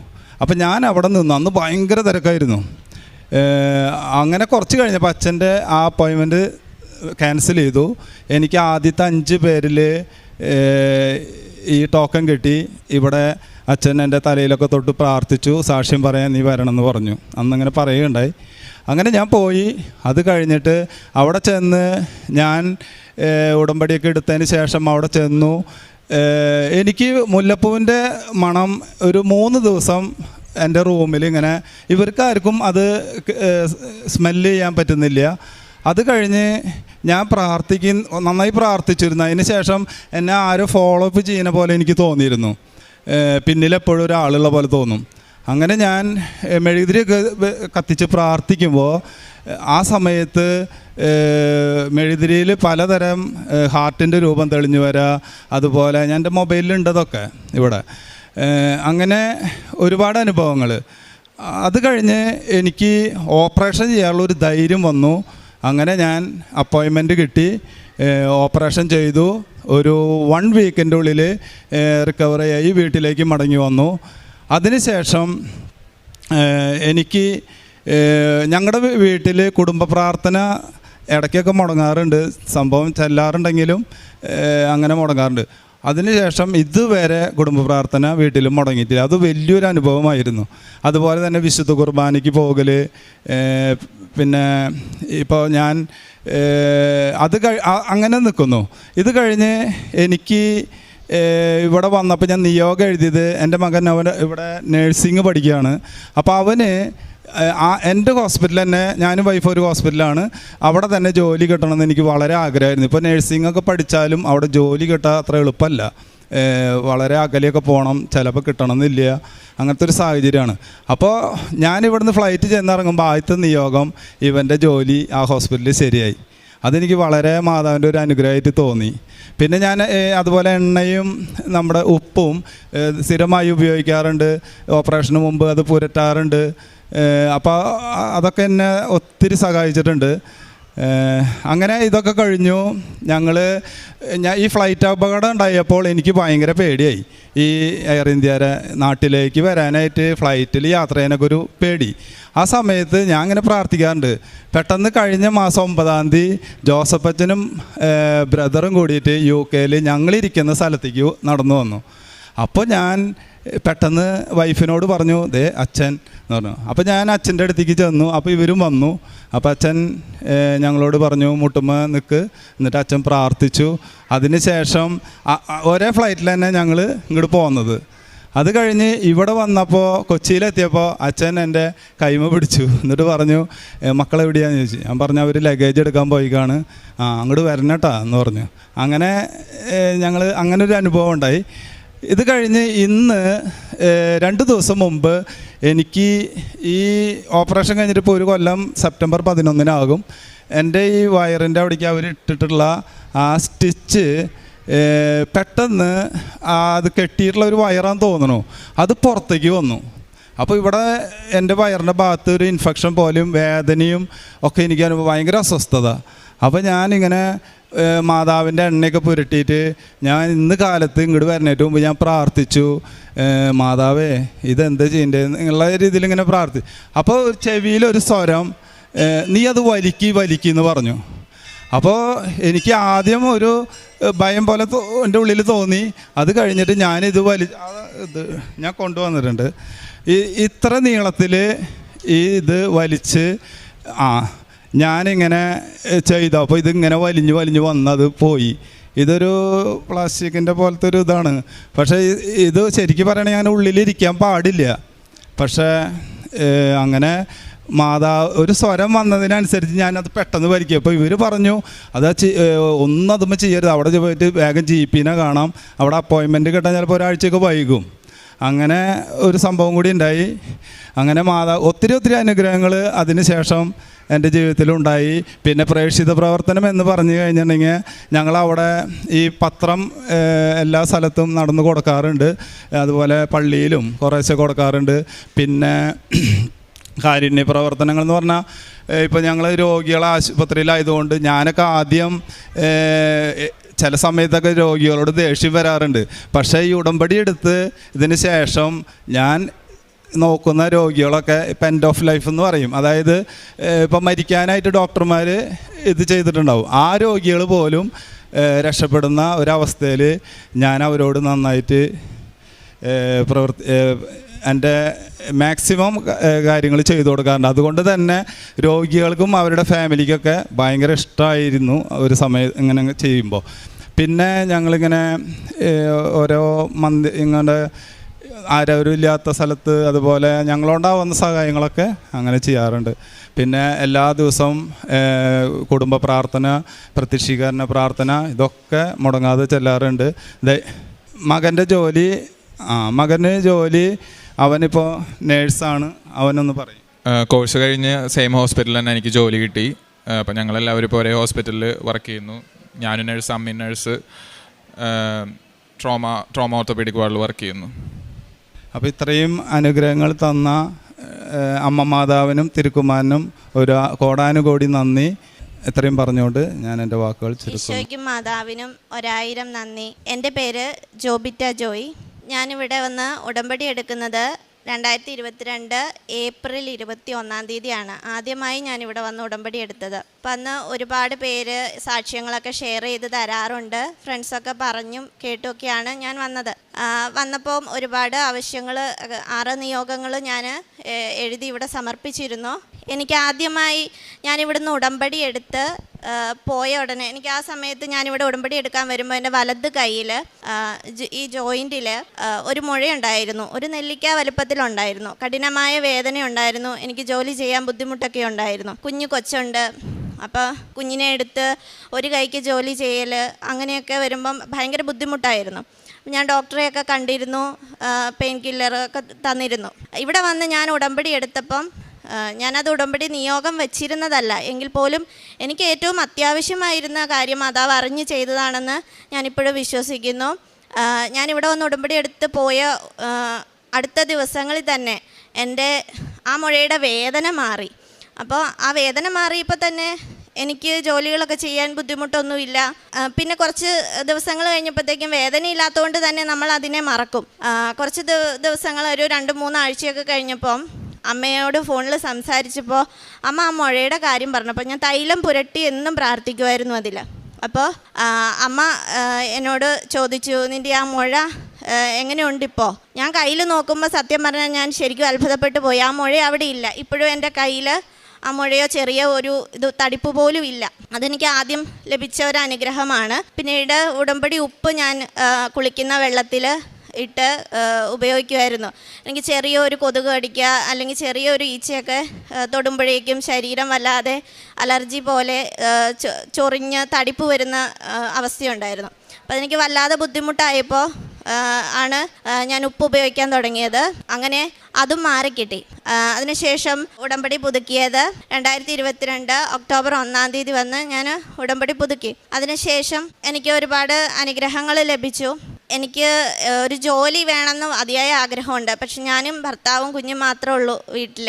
അപ്പോൾ കുഞ്ഞിനെ ഒരിടത്ത് ഏൽപ്പിച്ചിട്ട് പോകാനുള്ള ഒരു സാഹചര്യമൊന്നുമില്ല. കുഞ്ഞിന് 1.25 ആയപ്പോഴേക്കും എനിക്കൊരു എയ്ഡഡ് സ്കൂളിൽ അധ്യാപികയായിട്ട് ജോലി കിട്ടി. അപ്പോൾ മാതാവ് എൻ്റെ സാഹചര്യം അറിഞ്ഞ് അനുഗ്രഹിച്ചതാണ്. എനിക്ക് ജോലി ലഭിച്ച സ്കൂളിൻ്റെ അടുത്ത ഒരു ഡേ കെയർ ഉണ്ടായിരുന്നു. അവിടെ ആ ഡേ കെയറിൽ കുഞ്ഞിനെ ആക്കിയിട്ട് ജോലിക്ക് പോകാൻ പറ്റുന്ന ഒരു സാഹചര്യം എൻ്റെ ജോലി എനിക്ക് ശരിയാക്കി ആ ജോലിക്ക് പോകാനുള്ള എല്ലാ സഹായവും എനിക്ക് മാതാവ് ചെയ്തു തന്നു. അതോടൊപ്പം ഭർത്താവിൻ്റെ വീട്ടിൽ വെള്ളത്തിന് ബുദ്ധിമുട്ടുണ്ടായിരുന്നു. അപ്പോൾ ഒരു കിണറുണ്ട്, പക്ഷേ വേനലൊക്കെ ആകുമ്പോൾ അവിടെ വെള്ളം ലഭിക്കാൻ ബുദ്ധിമുട്ടാണ്. അവർ വീണ്ടും പല പ്രാവശ്യം ഞാൻ കല്യാണം കഴിഞ്ഞ് ചെല്ലുമ്പോൾ പറഞ്ഞു കേട്ടിട്ടുണ്ട്, ഒരുപാട് സ്ഥലങ്ങളിൽ കിണർ കുഴിച്ചു നോക്കി, കുഴൽ കിണർ കുഴിച്ചു, അപ്പോഴൊന്നും വെള്ളം കിട്ടിയിട്ടില്ല. പിന്നീട് ആ സമയമായപ്പോൾ ഭർത്താവിൻ്റെ ചേട്ടൻ അവിടെ ഒരു കിണർ കുഴിക്കുന്നുണ്ടായിരുന്നു. അപ്പം ഞാൻ അമ്മയുടെ അടുത്ത് പറഞ്ഞു, ഈ ഉപ്പ് അമ്മ കിണറ്റിലിട് എന്ന് പറഞ്ഞ് ഞങ്ങൾ വിശ്വാസ പ്രമാണം ചൊല്ലി പ്രാർത്ഥിച്ച് ഈ ഉപ്പ് ഞങ്ങൾ കിണറ്റിലിട്ടു. ആ കിണറ്റിൽ ഇപ്പോഴും അന്ന് തൊട്ട് ഇന്ന് വരെ വറ്റാതെ നല്ല വെള്ളമുണ്ട്. അതിനുശേഷം ഞാൻ വീണ്ടും ഉടമ്പടി പുതുക്കി കഴിഞ്ഞതിന് ശേഷം പുതുക്കി ഒരു മാസം കഴിഞ്ഞപ്പോഴത്തേക്കും ആണ് എൻ്റെ ജീവിതത്തിലെ വലിയൊരു സംഭവം ഉണ്ടായത്. എൻ്റെ ഭർത്താവിന് ഒരു ബൈക്ക് ആക്സിഡൻ്റ് ഉണ്ടായി. തലയ്ക്ക് ഗുരുതരമായ പരിക്ക് പറ്റി. തലയോട്ടിയൊക്കെ ഇപ്പോഴും പൊട്ടി ഇങ്ങനെ ചന്നം ഭിന്നമായ അവസ്ഥയാണ്. CT സ്കാനിൽ ഞാനിത് 2024 ഏപ്രിൽ 7 ഇത് സംഭവിക്കുന്നത്. ഇത് സംഭവിച്ചു ഹസ്ബൻഡ് അവർ കടയിൽ പോയിട്ട് തിരിച്ചു വരുന്ന വഴിയാണ് സംഭവിക്കുന്നത്. ഞാൻ ഫോൺ വിളിച്ചിട്ട് കിട്ടാതായപ്പോൾ വേറൊരാൾ ഫോൺ എടുത്ത് അറിയിച്ചു. ഞാൻ അടുത്ത വീട്ടിലെ അവർ പിന്നെ ഹോസ്പിറ്റലിൽ കൊണ്ടുപോയി. കോലഞ്ചേരി മെഡിക്കൽ കോളേജ് ഹോസ്പിറ്റലായിരുന്നു. അപ്പോൾ ഞാൻ അടുത്ത വീട്ടിലെ ചേട്ടൻ എന്നെയും കൊച്ചിനെയും വേഗം ഹോസ്പിറ്റലിൽ എത്തിച്ചു. ഞാൻ വീട്ടിൽ നിന്ന് പോയപ്പോൾ വേറെ ഒന്നും എടുത്തില്ലെങ്കിലും എന്തോ പെട്ടെന്ന് തോന്നി ഞാൻ തൈലം എടുത്തു. മാതാവിൻ്റെ തൈലം എടുത്തുകൊണ്ടാണ് പോയത്. ഞങ്ങൾ ചെല്ലുമ്പോൾ ആളെ CT സ്കാനിന് കയറ്റിയിരിക്കുക. ഇറക്കി കൊണ്ട് വന്ന വഴിയെ കാണുന്നുണ്ടെങ്കിൽ കണ്ടോളൂ, ICUലാക്കുക എന്ന് പറഞ്ഞു. അപ്പോഴേ ഞാൻ ഓടിപ്പോയി തൈലം തൊട്ട് പ്രാർത്ഥിക്കുക ചെയ്തേ. ആൾക്ക് ഒരനക്കവും ഇല്ല. അപ്പോൾ വേഗം ICUലാക്കി. 2 ദിവസം 1-2 ദിവസങ്ങളിൽ ഞാൻ കയറി ചെല്ലുമ്പോൾ കാണുന്നത് ആളുടെ ഒരു കൈ, വലത് കൈ മാത്രം എന്തെന്നില്ലാതെ അനക്കിക്കൊണ്ടിരിക്കുന്ന ഒരവസ്ഥ മാത്രം. വേറൊരു ചലനങ്ങളോ കണ്ണിനൊരു ചലനമോ ഒന്നും കാണുന്നില്ല. അതിനുശേഷം പെട്ടെന്ന് 3-ാം ദിവസമായപ്പം എന്നോട് ആങ്ങളെയാണ് അവിടെ ICUവിൽ അടുത്ത് പുറത്ത് നിന്നിരുന്നത്. കുഞ്ഞുള്ളത് കൊണ്ട് ഞാൻ എൻ്റെ വീട്ടിലാണ്. അപ്പം ഞാൻ ICUവിൽ കയറി കാണാൻ വൈകുന്നേരം ആകുമ്പോൾ ഇന്നും ചെല്ലും. അപ്പോൾ ആങ്ങളെ പറഞ്ഞു, ഇന്ന് വരണ്ട, ആൾക്ക് ചെറിയ പനിയുണ്ട്, പുറത്തുനിന്ന് ആരെയും കയറ്റുന്നില്ല എന്ന് പറഞ്ഞു. അപ്പോഴും എൻ്റെ മനസ്സിനെന്തോ വല്ലാത്ത ബുദ്ധിമുട്ട് ഫീൽ ചെയ്യുന്നുണ്ട്. അപ്പോൾ ഞാൻ ചോദിച്ചു, എന്താണ്, എന്തെങ്കിലും ഉണ്ടെങ്കിൽ എന്നോട് തുറന്ന് പറയണം, പിന്നെ അല്ലെങ്കിൽ എനിക്ക് പിടിവിട്ടു പോകും എന്ന് പറഞ്ഞു. അപ്പോഴും ആരും ഒന്നും പറഞ്ഞില്ല. ഈ CT സ്കാനിൻ്റെ റിപ്പോർട്ടെല്ലാം ആങ്ങളെ വീട്ടിൽ പോലും വെച്ചില്ല. തൊട്ടടുത്ത വീട്ടിലാണിത് വെച്ചിരുന്നത്, ഞാനിത് കാണുമായിട്ട്. അപ്പോൾ എൻ്റെ മനസ്സിൽ പറയാം, എനിക്ക് കൃപാസനത്തിൽ പോകണം, എനിക്ക് അച്ഛനെ ഒന്ന് കാണണം, നീ എനിക്ക് ആ റിപ്പോർട്ടൊന്ന് തരണം എന്ന് ആങ്ങളയോട് പറഞ്ഞു. അപ്പോൾ ആങ്ങളെ ആദ്യമൊന്നും കൂട്ടാക്കുന്നില്ല. അപ്പം ഞാൻ എൻ്റെ ആൻറ്റിയോട് പറഞ്ഞു, ആൻറ്റി എങ്ങനെയെങ്കിലും പറഞ്ഞ റിപ്പോർട്ടൊന്ന് വാങ്ങിച്ചു തരുമോ, എനിക്കൊന്ന് കൃപാസനത്തിൽ പോകണം, എനിക്ക് ചേട്ടായിക്ക് വേണ്ടി അതൊക്കെ ചെയ്യണം. ഞാനപ്പോൾ അങ്ങനെ തീരുമാനിച്ചു. അവസാനം റിപ്പോർട്ട് തരാമെന്ന് പറഞ്ഞു. നെയ്ബേഴ്സിനെ കൂട്ടി എന്നെ ഇവിടെ വിട്ടത്. അപ്പോൾ അവർ റിപ്പോർട്ട് കയ്യിൽ പിടിച്ചേക്കുക, എൻ്റെ കയ്യിൽ തരുന്നില്ല. ഞാനിവിടെ വന്ന് അവിടെ ക്യൂ നിൽക്കുമ്പോഴും അവർ എൻ്റെ അടുത്ത് നിൽക്കുക റിപ്പോർട്ട് കയ്യിൽ പിടിച്ച്. അപ്പോൾ പക്ഷേ ഇവിടെ അകത്ത് കയറാൻ എനിക്ക് മാത്രമാണല്ലോ പറ്റുള്ളൂ.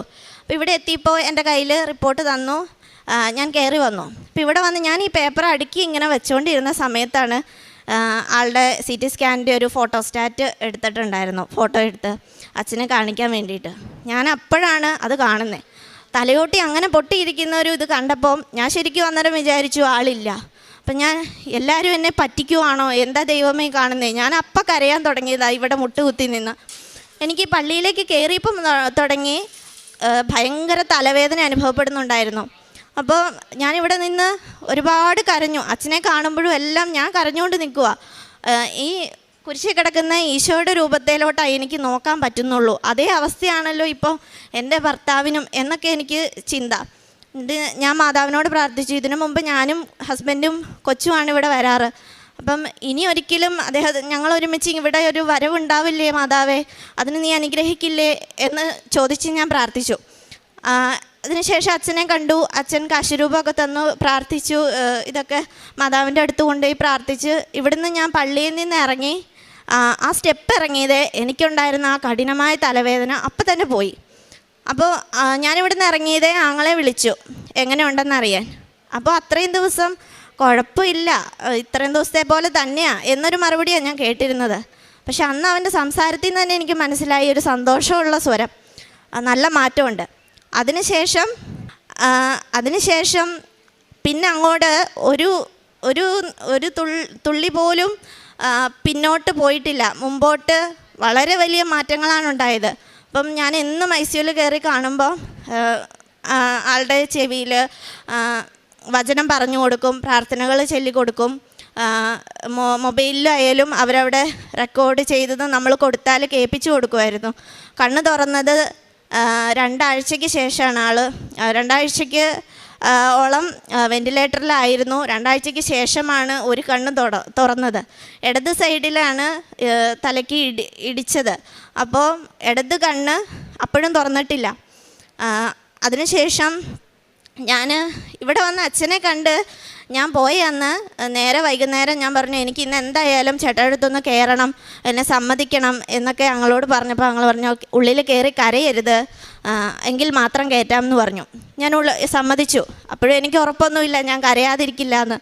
എന്നാലും ഞാൻ പോയി എനിക്ക് ഈ കാശുരൂപവും തൈലം അവിടെ എത്തിക്കണം. അപ്പോഴും ഞാൻ ആദ്യം മുതൽ കയറുമ്പോൾ തൈലം കയ്യിൽ കൊണ്ടുപോകും. നഴ്സുമാർ കാണാതെ പ്രാർത്ഥിച്ച് വേഗം നെറ്റിയിലൊക്കെ വരച്ചിട്ട് പോരുക ചെയ്യുന്നത്. ഇപ്പം എല്ലാവർക്കും ഇഷ്ടപ്പെടില്ല. അപ്പോൾ ഒരു നേഴ്സ് ഇത് കണ്ടപ്പോൾ എന്നോട് പറഞ്ഞു എല്ലാ ഡോക്ടർമാർക്കും ചിലപ്പോൾ ഇഷ്ടപ്പെട്ടെന്ന് വരില്ല എന്ന് പറഞ്ഞു. അപ്പോൾ ഞാൻ ഈ തൈലവും കാശുരൂപമായിട്ട് അന്ന് വൈകുന്നേരം ആളുടെ അടുത്ത് കയറി. ഞാൻ തൈലം പുരട്ടുന്നത് നഴ്സ് കണ്ടപ്പോൾ എന്നോട് ചോദിച്ചു കൃപാസനത്തിലെ എണ്ണയാണോ ചേച്ചി എന്ന് ചോദിച്ചു. ഞാൻ പറഞ്ഞു അതെ. ചേച്ചി അത് അവിടെ വെച്ചേരെ, ഞങ്ങൾ ഇടയ്ക്ക് പുരട്ടി കൊടുത്തോളാം എന്ന് പറഞ്ഞു. ഞാനതപ്പോൾ അവിടെ വെച്ചു. കാശുരൂപം ഡ്രസ്സിൽ കുത്തി കൊടുക്കാൻ വേണ്ടി തുടങ്ങിയപ്പോൾ പറഞ്ഞു ക്ലീനിങ്ങിനൊക്കെ ഉള്ളൊരു ഡ്രസ്സ് മാറ്റുമ്പോൾ ചിലപ്പോൾ ഇത് നഷ്ടപ്പെട്ടു പോയേക്കാം, അതുകൊണ്ട് ബെഡിൽ കുത്തി വയ്ക്കാമെന്ന് പറഞ്ഞാൽ ആ നേഴ്സ് തന്നെ അത് ആളുടെ തലയുടെ അടുത്തായിട്ട് ബെഡിൽ കുത്തിവെച്ചു. അന്ന് തൊട്ട് എന്നും അവരും ആ തൈലം പുരട്ടും. ഞാൻ കയറുമ്പോഴും തൈലം പുരട്ടി കൊടുക്കും, പ്രാർത്ഥിക്കും. ആ കാശുരൂപവും തൈലവും ICUവിൽ 1 മാസം ആളുണ്ടായിരുന്നു. 1 മാസത്തിന് ശേഷം ICUവിൽ നിന്ന് പുറത്തിറക്കിയത്.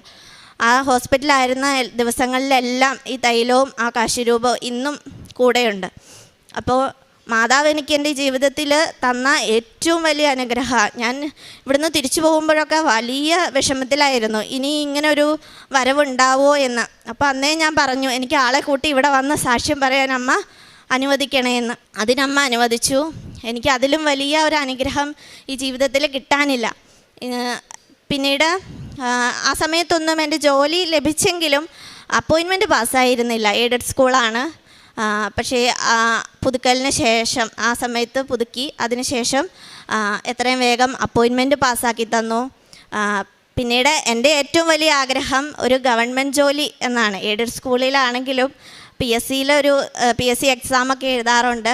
PSC നിയമനം ലഭിക്കണം എന്നുള്ളതായിരുന്നു എൻ്റെ ആഗ്രഹം. ഇപ്പോൾ അതും സഫലമാകാൻ പോവാണ്. എനിക്ക് PSCയിൽ അഡ്വൈസ് ആയിട്ടുണ്ട്. അപ്പം എൻ്റെ എല്ലാ സാഹചര്യങ്ങളും മനസ്സിലാക്കി മാതാവ് എനിക്ക് എപ്പോഴും എൻ്റെ കൂടെയുണ്ട്. എനിക്ക് ഓരോ അനുഗ്രഹങ്ങളും ഓരോ സാഹചര്യത്തിനൊത്ത് അമ്മ സാധിച്ചു തരുന്നുണ്ട്. നമ്മൾ ചിലപ്പോൾ നിരാശപ്പെടും, നമ്മൾ നിയോഗമൊക്കെ വെച്ചിട്ട് പെട്ടെന്ന് ഇങ്ങ് സാധിച്ചു തരൂ എന്നുള്ളൊരിത്. പക്ഷേ നമ്മളെ ആ ഒരു ലക്ഷ്യം നമുക്ക് സാധിച്ചു തരാൻ വേണ്ടി അതിലേക്ക് എത്താനായിട്ടുള്ള ഓരോ മാർഗവും മാതാവ് സുഗമമാക്കി തീർത്ത് നമ്മളെ എല്ലാം പൂർത്തിയാക്കി ആ ലക്ഷ്യത്തിൽ എത്തിക്കുക ചെയ്യുന്നതെന്നുള്ളത് എനിക്ക് മനസ്സിലായി. ഞാൻ പത്രം വിതരണം ചെയ്യുന്നത് ടൗണിലൊക്കെ പോകുമ്പോൾ കടകളിലൊക്കെ കൊടുക്കാറുണ്ട്. സഹപ്രവർത്തകർക്കൊക്കെ വിതരണം ചെയ്യാറുണ്ട്. ഞാൻ പൊതുസമൂഹത്തിൽ പത്രം വിതരണം ചെയ്യാറുണ്ട്. ആദ്യമൊക്കെ ഒരു മടിയൊക്കെ തോന്നുമായിരുന്നു. പിന്നീട് ഒരു മടിയില്ലാതെ ഞാൻ ടൗണിൻ്റെ കോതമംഗലത്തൊക്കെ ടൗണിൽ ഒരു സൈഡിൽ നിന്ന് അങ്ങേ സൈഡ് വരെ ഞാൻ നടന്ന് വെയിലത്താണേലും ഞാൻ പോകും. അപ്പോൾ ഞാൻ പറയും ഞാൻ ത്യാഗം സഹിച്ചോളാം, എനിക്ക് അമ്മ നന്മ തന്നാൽ മതി. അപ്പോൾ ഞാൻ അങ്ങനെ പോയി പത്രം കൊടുക്കുമായിരുന്നു. വേണ്ട എന്ന് പറയുന്നവർക്ക് ഞാൻ കൊടുക്കാറില്ല. ഒരുപാട് പേര് പുച്ഛ മനോഭാവത്തോടെ നോക്കാറുണ്ടായിരുന്നു. പക്ഷേ അപ്പോഴൊക്കെ ശരിക്കും ഒരു സന്തോഷം തോന്നുന്ന ഒരു അവസ്ഥയിലേക്ക് എത്തി. ആദ്യമൊക്കെ നമുക്കൊരു മടിയുണ്ടായിരുന്നു. പിന്നെ നമ്മളെ ഇതിൻ്റെ പേരിൽ ഒരാൾ പുച്ഛിക്കുമ്പോൾ നമുക്കൊരു സന്തോഷം തോന്നാൻ തുടങ്ങി. ദൈവത്തിന് വേണ്ടിയാണല്ലോ ഇത് എന്നുള്ളൊരു തോന്നൽ. പിന്നെ പ്രാർത്ഥനയിൽ ഒരുപാട് പ്രാർത്ഥിക്കാനായിട്ടുള്ള വരം ലഭിച്ചു. ഹസ്ബൻഡാണെങ്കിലും ഇപ്പോഴും കൂടെ ഇരുന്ന് പ്രാർത്ഥിക്കും. പ്രാർത്ഥിക്കാറായില്ലേ, സന്ധ്യ ആയാൽ ചോദിക്കും പ്രാർത്ഥിക്കാറായില്ലേ. എല്ലാ ആഴ്ചയിലും പള്ളിയിൽ പോകും. കുമ്പസാരമൊക്കെ കറക്റ്റായിട്ട് ഫോളോ ചെയ്യുന്നുണ്ട്. പിന്നീട് കാരുണ്യ പ്രവർത്തികൾ, ഞാൻ സ്കൂളിലാണ് വർക്ക് ചെയ്യുന്നത്. അപ്പം നമ്മുടെ ഇടയിൽ തന്നെ ഓരോ കുട്ടികളും പല കുറവുകളുള്ളവരും ഒക്കെ ഉണ്ട്. അപ്പോൾ അതൊക്കെ അറിഞ്ഞ് ഞാൻ ആരോടും പറയാറില്ല, പക്ഷേ ഞാൻ അങ്ങനെ സഹായിക്കാറുണ്ട്. പിന്നെ ചുറ്റുമുള്ളവരിലും ആവശ്യമെന്ന് തോന്നുന്നവരെ എന്നാലാവുന്ന വിധം ഞാൻ സഹായിക്കാറുണ്ട്. ഇപ്പോഴും ഞാനൊരാൾ കുടുംബം നോക്കുമ്പം എനിക്ക് തികയാതെ വരുന്ന അവസ്ഥയുണ്ട്. പക്ഷേ എൻ്റെ അമ്മ എന്നെ പഠിപ്പിച്ച ഒരു പാഠമുണ്ട്. നമുക്കൊന്നും ഇല്ലെങ്കിലും നമ്മൾ ആ ഇല്ലായ്മയിൽ നിന്ന് നമ്മൾ പങ്കുവയ്ക്കണം. എൻ്റെ അമ്മ ചെയ്യുന്നത് ഞാൻ കുഞ്ഞിലെ മുതലേ അത് കാണാറുണ്ട്. അപ്പം എനിക്കും അത് ഭയങ്കര ഒരു ഇൻസ്പിറേഷനായി. ഞാനും അങ്ങനെ ചെയ്യും.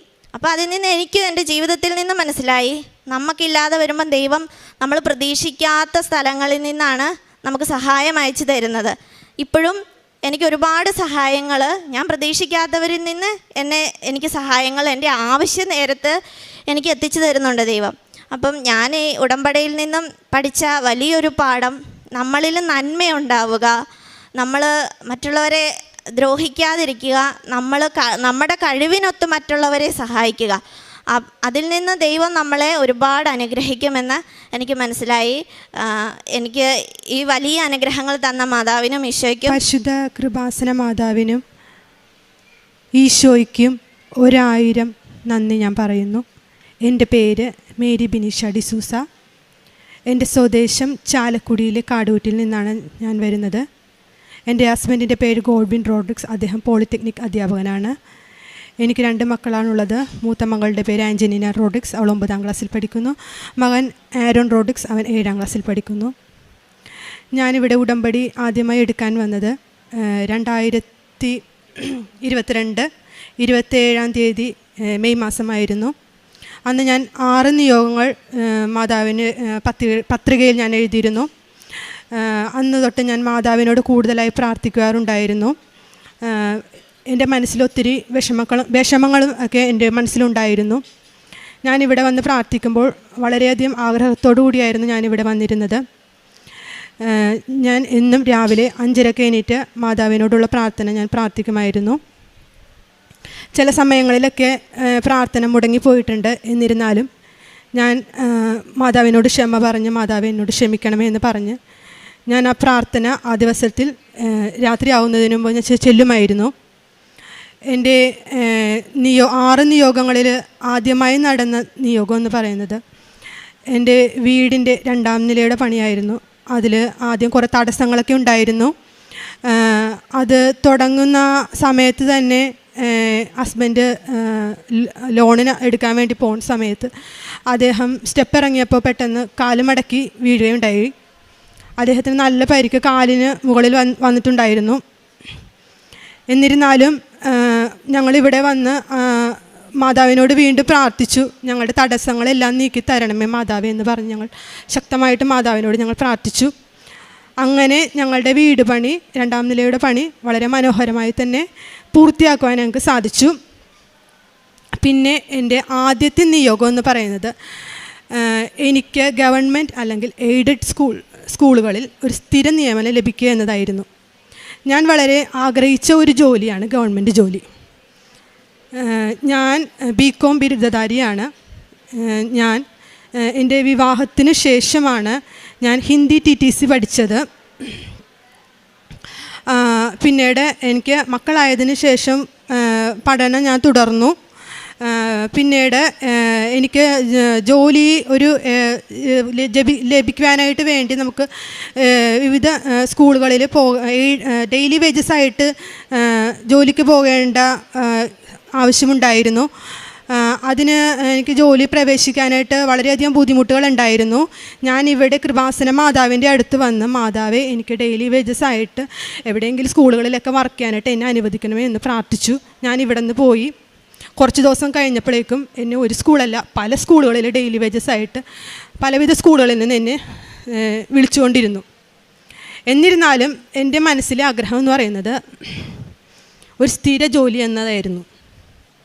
ഞാൻ മാതാവിനോട് വളരെയധികം പ്രാർത്ഥിച്ചിരുന്നു, കരഞ്ഞു തന്നെ പ്രാർത്ഥിച്ചിരുന്നു. മാതാവേ, എനിക്കൊരു സ്ഥിര ജോലി തന്നെ, ഗവൺമെൻറ് ജോലി തന്നെ എന്നെ സമൃദ്ധമായിട്ട് അനുഗ്രഹിക്കണമെന്ന് ഞാൻ മാതാവിനോട് പ്രാർത്ഥിച്ചിരുന്നു. എൻ്റെ ഭാര്യ ബിനിഷ വിവാഹത്തിന് ശേഷമാണ് പഠിച്ചത്. കാരണം അവളുടെ വീട്ടിൽ അങ്ങനെ പഠിക്കാനായിട്ട് സാമ്പത്തിക സാഹചര്യം ഉണ്ടായിരുന്നെങ്കിൽ പോലും ഇവൾക്ക് പഠിക്കേണ്ട വിധത്തിലൊരു ഗൈഡൻസ് നൽകുവാനോ അങ്ങനെ സാധിച്ചിരുന്നില്ല. അപ്പോൾ വിവാഹം കഴിഞ്ഞതിന് ശേഷമാണ് പറഞ്ഞത് എനിക്കിങ്ങനെ ടീച്ചറാവണമെന്നായിരുന്നു എൻ്റെ ആഗ്രഹം എന്ന് പറഞ്ഞു. അപ്പോൾ ഞാൻ പറഞ്ഞു, കുട്ടികളായിട്ടുണ്ടായിരുന്നു. ഞാൻ പറഞ്ഞു നമുക്ക് പഠിക്കാം, ഞാൻ പഠിപ്പിക്കാം, അതിനൊന്നും പ്രശ്നമില്ല എന്ന് പറഞ്ഞു. അങ്ങനെ ഞങ്ങൾ ഈ 2 കൈക്കുഞ്ഞുങ്ങളാണ്. പിന്നെ എനിക്ക് അരക്ക് കീഴ്പോട്ട് തളർന്നു കിടക്കുന്ന എൻ്റെ അമ്മയുമായിരുന്നു. അപ്പോൾ ആ അവസ്ഥയിൽ പോലും ഇവളെ ഞാൻ പഠിപ്പിച്ചു. അപ്പോഴും ജോലിക്ക് പോകാനൊരു സാഹചര്യം ഉണ്ടായിരുന്നില്ല, കാരണം അമ്മനെ പരിചരിക്കണമായിരുന്നു. അപ്പോൾ ഞാൻ പറഞ്ഞ് ആശ്വസിപ്പിക്കുമായിരുന്നു, നിനക്ക് ഏതെങ്കിലും സമയത്ത് ഒരു ജോലി കിട്ടും, നീ പേടിക്കേണ്ട. ആദ്യം നമ്മുടെ പ്രാഥമികമായ ഡ്യൂട്ടി എന്ന് പറയുന്നത് നമ്മുടെ മാതാപിതാക്കളെ സംരക്ഷിക്കുക എന്നാണ്. നമുക്ക് ഈ ഭൂമിയിൽ ജനിക്കാനായിട്ടുള്ള ഒരു അവസരം എന്നത് നമ്മുടെ മാതാപിതാക്കളാണ്. അപ്പോൾ നമ്മുടെ മാതാപിതാക്കളെ നമ്മൾ പ്രൊട്ടക്റ്റ് ചെയ്യണം, അതാണ് നമ്മുടെ പരമപ്രധാനമായ കടമ എന്ന് ഞാൻ പറഞ്ഞ് ഇവളെ ആശ്വസിപ്പിക്കുമായിരുന്നു. അങ്ങനെ ഇവൾ കല്യാണം കഴിഞ്ഞ് വരുമ്പോൾ തന്നെ എൻ്റെ അമ്മ അരക്ക് കിഴപ്പോട്ട് തളർന്ന അവസ്ഥയിലായിരുന്നു. 12 കൊല്ലം ഇവൾ യാതൊരു മടിയും കൂടാതെ എൻ്റെ അമ്മയെ പരിചരിച്ചു. അങ്ങനെ കഴിഞ്ഞ ഉടമ്പടി എടുക്കുന്നതിന് മുൻപ് തന്നെ ഞങ്ങളുടെ അമ്മ ഞങ്ങളുടെ അടുത്ത് വിട്ടു പിരിഞ്ഞു. എന്നാലും ഞങ്ങൾക്ക് നല്ല സന്തോഷമുണ്ട്, ഞങ്ങൾക്ക് ആവുന്ന വിധത്തിൽ ഞങ്ങളുടെ അമ്മയെ നോക്കിയെന്ന്. അപ്പോൾ അതിന് ശേഷമാണ് ഉടമ്പടി എടുത്തത്. ഉടമ്പടി എടുത്തതിന് ശേഷമുണ്ടായ മാറ്റം എന്ന് പറയുന്നത് ഈ ഡെയിലി വേജസിന് ഓരോ സ്ഥാപനങ്ങളിൽ ഇങ്ങനെ വിളിച്ചു തുടങ്ങി. അപ്പോഴും ഇവൾക്കൊരാഗ്രഹമായിരുന്നു ഇങ്ങനെ ഒരു സ്ഥിരം ജോലി കിട്ടണമെന്ന്. അങ്ങനെ ഞങ്ങൾ പല സ്ഥാപനങ്ങളിലും കയറി ഇറങ്ങിയെങ്കിലും സ്ഥിരം ജോലി എന്നുള്ളൊരു സ്വപ്നം വളരെ വിദൂരമായിട്ട് തോന്നി. അപ്പോൾ ഈ പ്രാവശ്യമെങ്കിലും ഒരു സ്ഥിരം ജോലി കിട്ടണമെന്നും ഞങ്ങൾ ആഗ്രഹിച്ചു. ഈ അധ്യയന വർഷമെങ്കിലും ഒരു സ്ഥിരം ജോലി കിട്ടണമെന്നും ആഗ്രഹിച്ചു. അങ്ങനെ ഞങ്ങൾക്ക് പരിചയമുള്ള സ്കൂളിലൊക്കെ പോയി ചോദിച്ചെങ്കിലും TTC മാത്രമായിരുന്നു വിനിഷ ചെയ്തിരുന്നത്. ഹൈസ്കൂൾ യോഗ്യത ഇല്ലാത്തത് കൊണ്ട് പല സ്ഥലങ്ങളിലും അവസരങ്ങൾ കിട്ടിയിരുന്നില്ല. അപ്പോൾ ഞങ്ങൾ ഇവിടെ വന്നിട്ട് ശക്തമായിട്ട് കരഞ്ഞ് പ്രാർത്ഥിച്ചു. ഞാനടക്കം ഇങ്ങനെ എനിക്കും ആദ്യം അങ്ങനെ ഒരു ഇത് തോന്നിയിരുന്നെങ്കിലും പിന്നെ ഞാൻ മാതാവിനോട് എൻ്റെ ഒരു കണ്ടീഷൻ ഞാൻ പറഞ്ഞോളൂ, ഞങ്ങൾക്ക് ഈ വേദിയിൽ കയറി മാതാവിന് സാക്ഷ്യം പറയാനായിട്ട് ഒരു അനുഗ്രഹം തരണമെന്ന്. അങ്ങനെ ഞങ്ങളുടെ ശക്തമായ പ്രാർത്ഥനയിൽ ഞങ്ങൾ ആഗ്രഹിച്ച ഒരു സ്കൂളിൽ ചെന്ന് ചോദിച്ചപ്പോഴും അവിടുത്തെ മാനേജർ സിസ്റ്റർ പറഞ്ഞു, കുഞ്ഞ് ചാൻസ് ഇല്ല, ഹൈസ്കൂളിലാണ് ചാൻസ് ഉള്ളത്, നിനക്ക് ചാൻസ് ഈ പ്രാവശ്യം കിട്ടാൻ സാധ്യതയില്ല. വളരെ വിഷമത്തോടെ പോന്നു. എങ്കിലും ഞങ്ങൾ എറണാകുളത്ത് അവിടെ ഒരു പള്ളിയിൽ കയറി പ്രാർത്ഥിച്ചിട്ട് ഞങ്ങൾ പറഞ്ഞു, എങ്കിലും ഞങ്ങൾക്ക് വിശ്വാസമുണ്ട് മാതാവ് ഞങ്ങളെ കാക്കുമെന്ന്. അങ്ങനെ ഞങ്ങൾ അങ്ങനെ ഇരിക്കെ സ്കൂൾ തുറക്കാൻ ഒരാഴ്ച മാത്രം ഈ വർഷം ഈ ജൂൺ ഒരാഴ്ച ജൂൺ 2-ാം തീയതിക്ക് ഒരാഴ്ച മാത്രം മുൻപേ നിൽക്കെ മാനേജർ സിസ്റ്റർ ഒരു ദിവസം വിളിച്ചിട്ട് പറയുകയാണ്, നിങ്ങളുടെ ചാൻസ് വന്നിട്ടുണ്ട്, നിങ്ങളുടെ സമയം വന്നിട്ടുണ്ട്, നിങ്ങളെ ദൈവം പരിഗണിക്കുന്നുണ്ട്, നിങ്ങൾക്ക് ഇതിവിടെ നിങ്ങൾക്ക് സ്കൂളിൽ കോളേജിൽ വർക്ക് ചെയ്യാനൊരു ചാൻസ് കിട്ടുന്നു. അപ്പോൾ ഞങ്ങൾക്ക് വളരെ സന്തോഷമായി. ഞങ്ങൾ ഉടനടി ഓടി വന്ന് എറണാകുളത്തെ ഒരു ചാപ്പലിൽ വന്നിരുന്ന് ഒരു ദിവസം മുഴുവനും കരഞ്ഞ് പ്രാർത്ഥിച്ചു. അതിനുശേഷം വീണ്ടും ഒരു അനക്കം ഉണ്ടായിരുന്നില്ല. അവിടെ കോളേജിൽ നിന്ന് ഒരു വിളിയിൽ നിന്ന് വന്നില്ല. 6 ദിവസമായിട്ട് സ്കൂൾ തുറക്കാനായിട്ട് 2 ദിവസം ബാക്കി നിൽക്കുകയും ഒരു അനക്കവും ഒരു വിളിയുമില്ല. ഞങ്ങളാകെ നിരാശരായി. ഇനി അത് കിട്ടോ ചാൻസ് കിട്ടോ ഇല്ല എന്ന് അങ്ങനെയായിരുന്നു. അങ്ങനെ ഇരിക്കെ സ്കൂൾ തുറക്കുന്ന ആ ദിവസം എൻ്റെ ഭാര്യ മാതാവിൻ്റെ നടയിൽ രാവിലെ ഇരുന്ന് പ്രാർത്ഥിക്കുകയായിരുന്നു. ഞാൻ മലപ്പുറത്താണ് ജോലി ചെയ്യുന്നത്. ഞാൻ അങ്ങോട്ട് പോകാൻ വേണ്ടിയിട്ടുള്ള പോകണം, കുറച്ച് ലൈറ്റായിട്ട് പോകണം. അപ്പോൾ അങ്ങനെ പോകണമെന്ന് വിചാരിച്ച് ഞാൻ റെഡിയാവുകയായിരുന്നു. അപ്പോഴാണ് സ്കൂൾ തുറന്ന അന്ന് മാനേജർ സിസ്റ്ററിൻ്റെ ഫോൺ വരുന്നത്. 7:10 ആയപ്പോൾ ഇവൾ മാതാവിൻ്റെ നടയിൽ നിന്ന് പ്രാർത്ഥിക്കുകയായിരുന്നു. അപ്പോൾ എന്നോട് പറഞ്ഞു, എടോ മാനേജർ സിസ്റ്റർ വിളിച്ചിട്ടുണ്ട്, എന്നോട് ഉടനടി സ്കൂളിൽ വന്ന് രാവിലെ തന്നെ ജോയിൻ ചെയ്യാൻ പറഞ്ഞിരിക്കുകയാണ്. യേശുവേ നന്ദി, മാതാവേ നന്ദി. ഞങ്ങൾ എന്താ പറയുക, ആ സമയത്തുണ്ടായിരുന്ന ഞങ്ങളുടെ വികാര വിക്ഷോഭങ്ങൾ എന്താണെന്ന് പറയാൻ പറ്റില്ല. തിരുനടയിൽ മക്കളൊക്കെ സ്കൂളിൽ പോകണം, അന്ന് സ്കൂൾ തുറക്കുന്ന ദിവസമാണെങ്കിലും ഞങ്ങൾ എല്ലാവരും കൂടി വന്ന് തിരുനടയിൽ നിന്ന് പ്രാർത്ഥിച്ചു. വേഗം റെഡിയായി. മക്കളെ അന്ന് സ്കൂളിൽ വിട്ടില്ല. ഞങ്ങൾ 4 പേരും കൂടി എറണാകുളത്തേക്കുള്ള ട്രെയിൻ പിടിച്ച് ഞങ്ങൾ എറണാകുളത്ത് വന്ന് ആ സ്കൂളിൽ സെൻറ്റ് തെരേസസ് സ്കൂളിൽ വന്ന് ജോയിൻ ചെയ്തു. ഇനി മറ്റൊരു കാര്യം കൂടി ഞാൻ പറയുവാൻ ആഗ്രഹിക്കുകയാണ്. ഇത് മാതാവിൻ്റെ അത്ഭുതങ്ങൾ എന്ന് പറയുന്നത് ഒരു കണക്റ്റഡാണ്, അതൊരു ചെയിനാണ്. കാരണം ബിനീഷയ്ക്ക് അവിടെ ജോലി ലഭിക്കാനുണ്ടായ ഒരു സാഹചര്യം എന്ന് പറയുന്നത് അവിടെ വർക്ക് ചെയ്യുന്ന വേറൊരു സിസ്റ്റർക്ക്, UP സ്കൂളിൽ വർക്ക് ചെയ്യുകയായിരുന്ന വേറൊരു സിസ്റ്റർക്ക് ഒരു ടീച്ചർക്ക് അപ്രതീക്ഷിതമായി ഹൈസ്കൂളിലോട്ട് ഒരു പ്രൊമോഷൻ ലഭിച്ചു. ആ ടീച്ചർ ഇവിടെ വന്ന് സാക്ഷ്യം പറഞ്ഞിട്ടുണ്ട്. ആ ടീച്ചർ കാറ്ററ്റ് എന്ന് പറഞ്ഞ എക്സാം പാസ്സാകാനായിട്ട് വളരെ 5-6 പ്രാവശ്യം ശ്രമിച്ചിട്ടും നടന്നിരുന്നില്ല. പക്ഷേ ഈ പ്രാവശ്യം ആ ടീച്ചർ കാറ്ററ്റ് എക്സാം പാസ്സായി. അതുകൊണ്ട് മാത്രം ആ ടീച്ചർക്ക് ഹൈസ്കൂളിലോട്ട് പ്രൊമോഷൻ ലഭിച്ചു. അതുകൊണ്ട് മാത്രമാണ് UP സ്കൂളിൽ അങ്ങനെ ഒരു ചാൻസ് വന്നത്. അപ്പോൾ ഈ മാതാവിൻ്റെ അത്ഭുതങ്ങൾ എന്ന് പറയുന്നത് സമയക്ലിപ്തമായിട്ടാണ്. ഈ ബിനീഷ മാതാവിനോട് ശക്തമായിട്ട് പ്രാർത്ഥിച്ചത്, അമ്മേ എനിക്ക് 2025 വർഷത്തിൽ തന്നെ ഒരു സ്ഥിരം നിയമനം തന്നെ വന്ന് ശക്തമായിട്ട് മാതാവിനെ പ്രാർത്ഥിച്ചിരുന്നു. അപ്പോൾ അത് തന്നെയാണ് സാധിച്ചത്. എനിക്ക് പോലും മിറാക്കിൾ, കാരണം ഞാനൊരു സർക്കാർ ജീവനക്കാരനാണെങ്കിൽ പോലും എനിക്ക് തന്നെ അത് വിശ്വസിക്കാൻ പറ്റുമായിരുന്നില്ല. ഒരു ഇതുമില്ലാതെ, യാതൊരു കണ്ടീഷനും ഇല്ലാതെ നമുക്ക് അവിടെ ഒരു ജോലി നമുക്ക് അവിടെ ആ സ്കൂളിൽ എറണാകുളം സെൻറ്റ് തെരേസ സ്കൂളിൽ കിട്ടി. ഇപ്പോൾ ആ സ്കൂളിൽ 3 മാസം കഴിഞ്ഞു ഹിന്ദി അധ്യാപികയായിട്ട് വർക്ക് ചെയ്യുകയാണ്. അപ്പോൾ ഇത്രയും നല്ല അനുഗ്രഹം നൽകിയ, പിന്നെ 2 കുഞ്ഞുങ്ങളെയും തന്ന് ദൈവം അനുഗ്രഹിച്ചു. ഞങ്ങളെല്ലാ പ്രതിസന്ധി ഘട്ടങ്ങളിലും ഞങ്ങൾ 4 പേരും ഒരുമിച്ച് നിന്ന് മാതാവിനോട് പ്രാർത്ഥിക്കുകയും ചെയ്യാറുണ്ട്. പരിശുദ്ധ അമ്മയ്ക്ക് ഒരുപാട് നന്ദി. എൻ്റെ ജീവിതത്തിൽ ഇത്രയും വലിയ അനുഗ്രഹം എനിക്ക് നൽകിയ അമ്മയ്ക്കും തിരുക്കുമാരനും 1000 നന്ദി. പിന്നെ പ്രേക്ഷിത പ്രവർത്തനങ്ങൾ ഞങ്ങൾ ചെയ്യാറുണ്ട്. ഞങ്ങളെ കൊണ്ടാവുന്ന വിധം പ്രേക്ഷിത പ്രവർത്തനങ്ങൾ ഞങ്ങൾ ചെയ്യാറുണ്ട്. പിന്നെ രോഗികളെ സന്ദർശിക്കാറുണ്ട്. പിന്നെ ഞങ്ങൾക്ക് കിട്ടുന്ന ഈ സാമ്പത്തികമായിട്ട് ഞങ്ങൾക്ക് കിട്ടുന്ന ആനുകൂല്യങ്ങളിൽ നിന്ന് ഞങ്ങൾക്ക് ഇനിയും മറ്റുള്ള പാവപ്പെട്ടവരെയും മറ്റു ആശ്രണരെയും സഹായിക്കാനുള്ള വരദാനം ഞങ്ങൾക്ക് മാതാവേ അങ്ങ്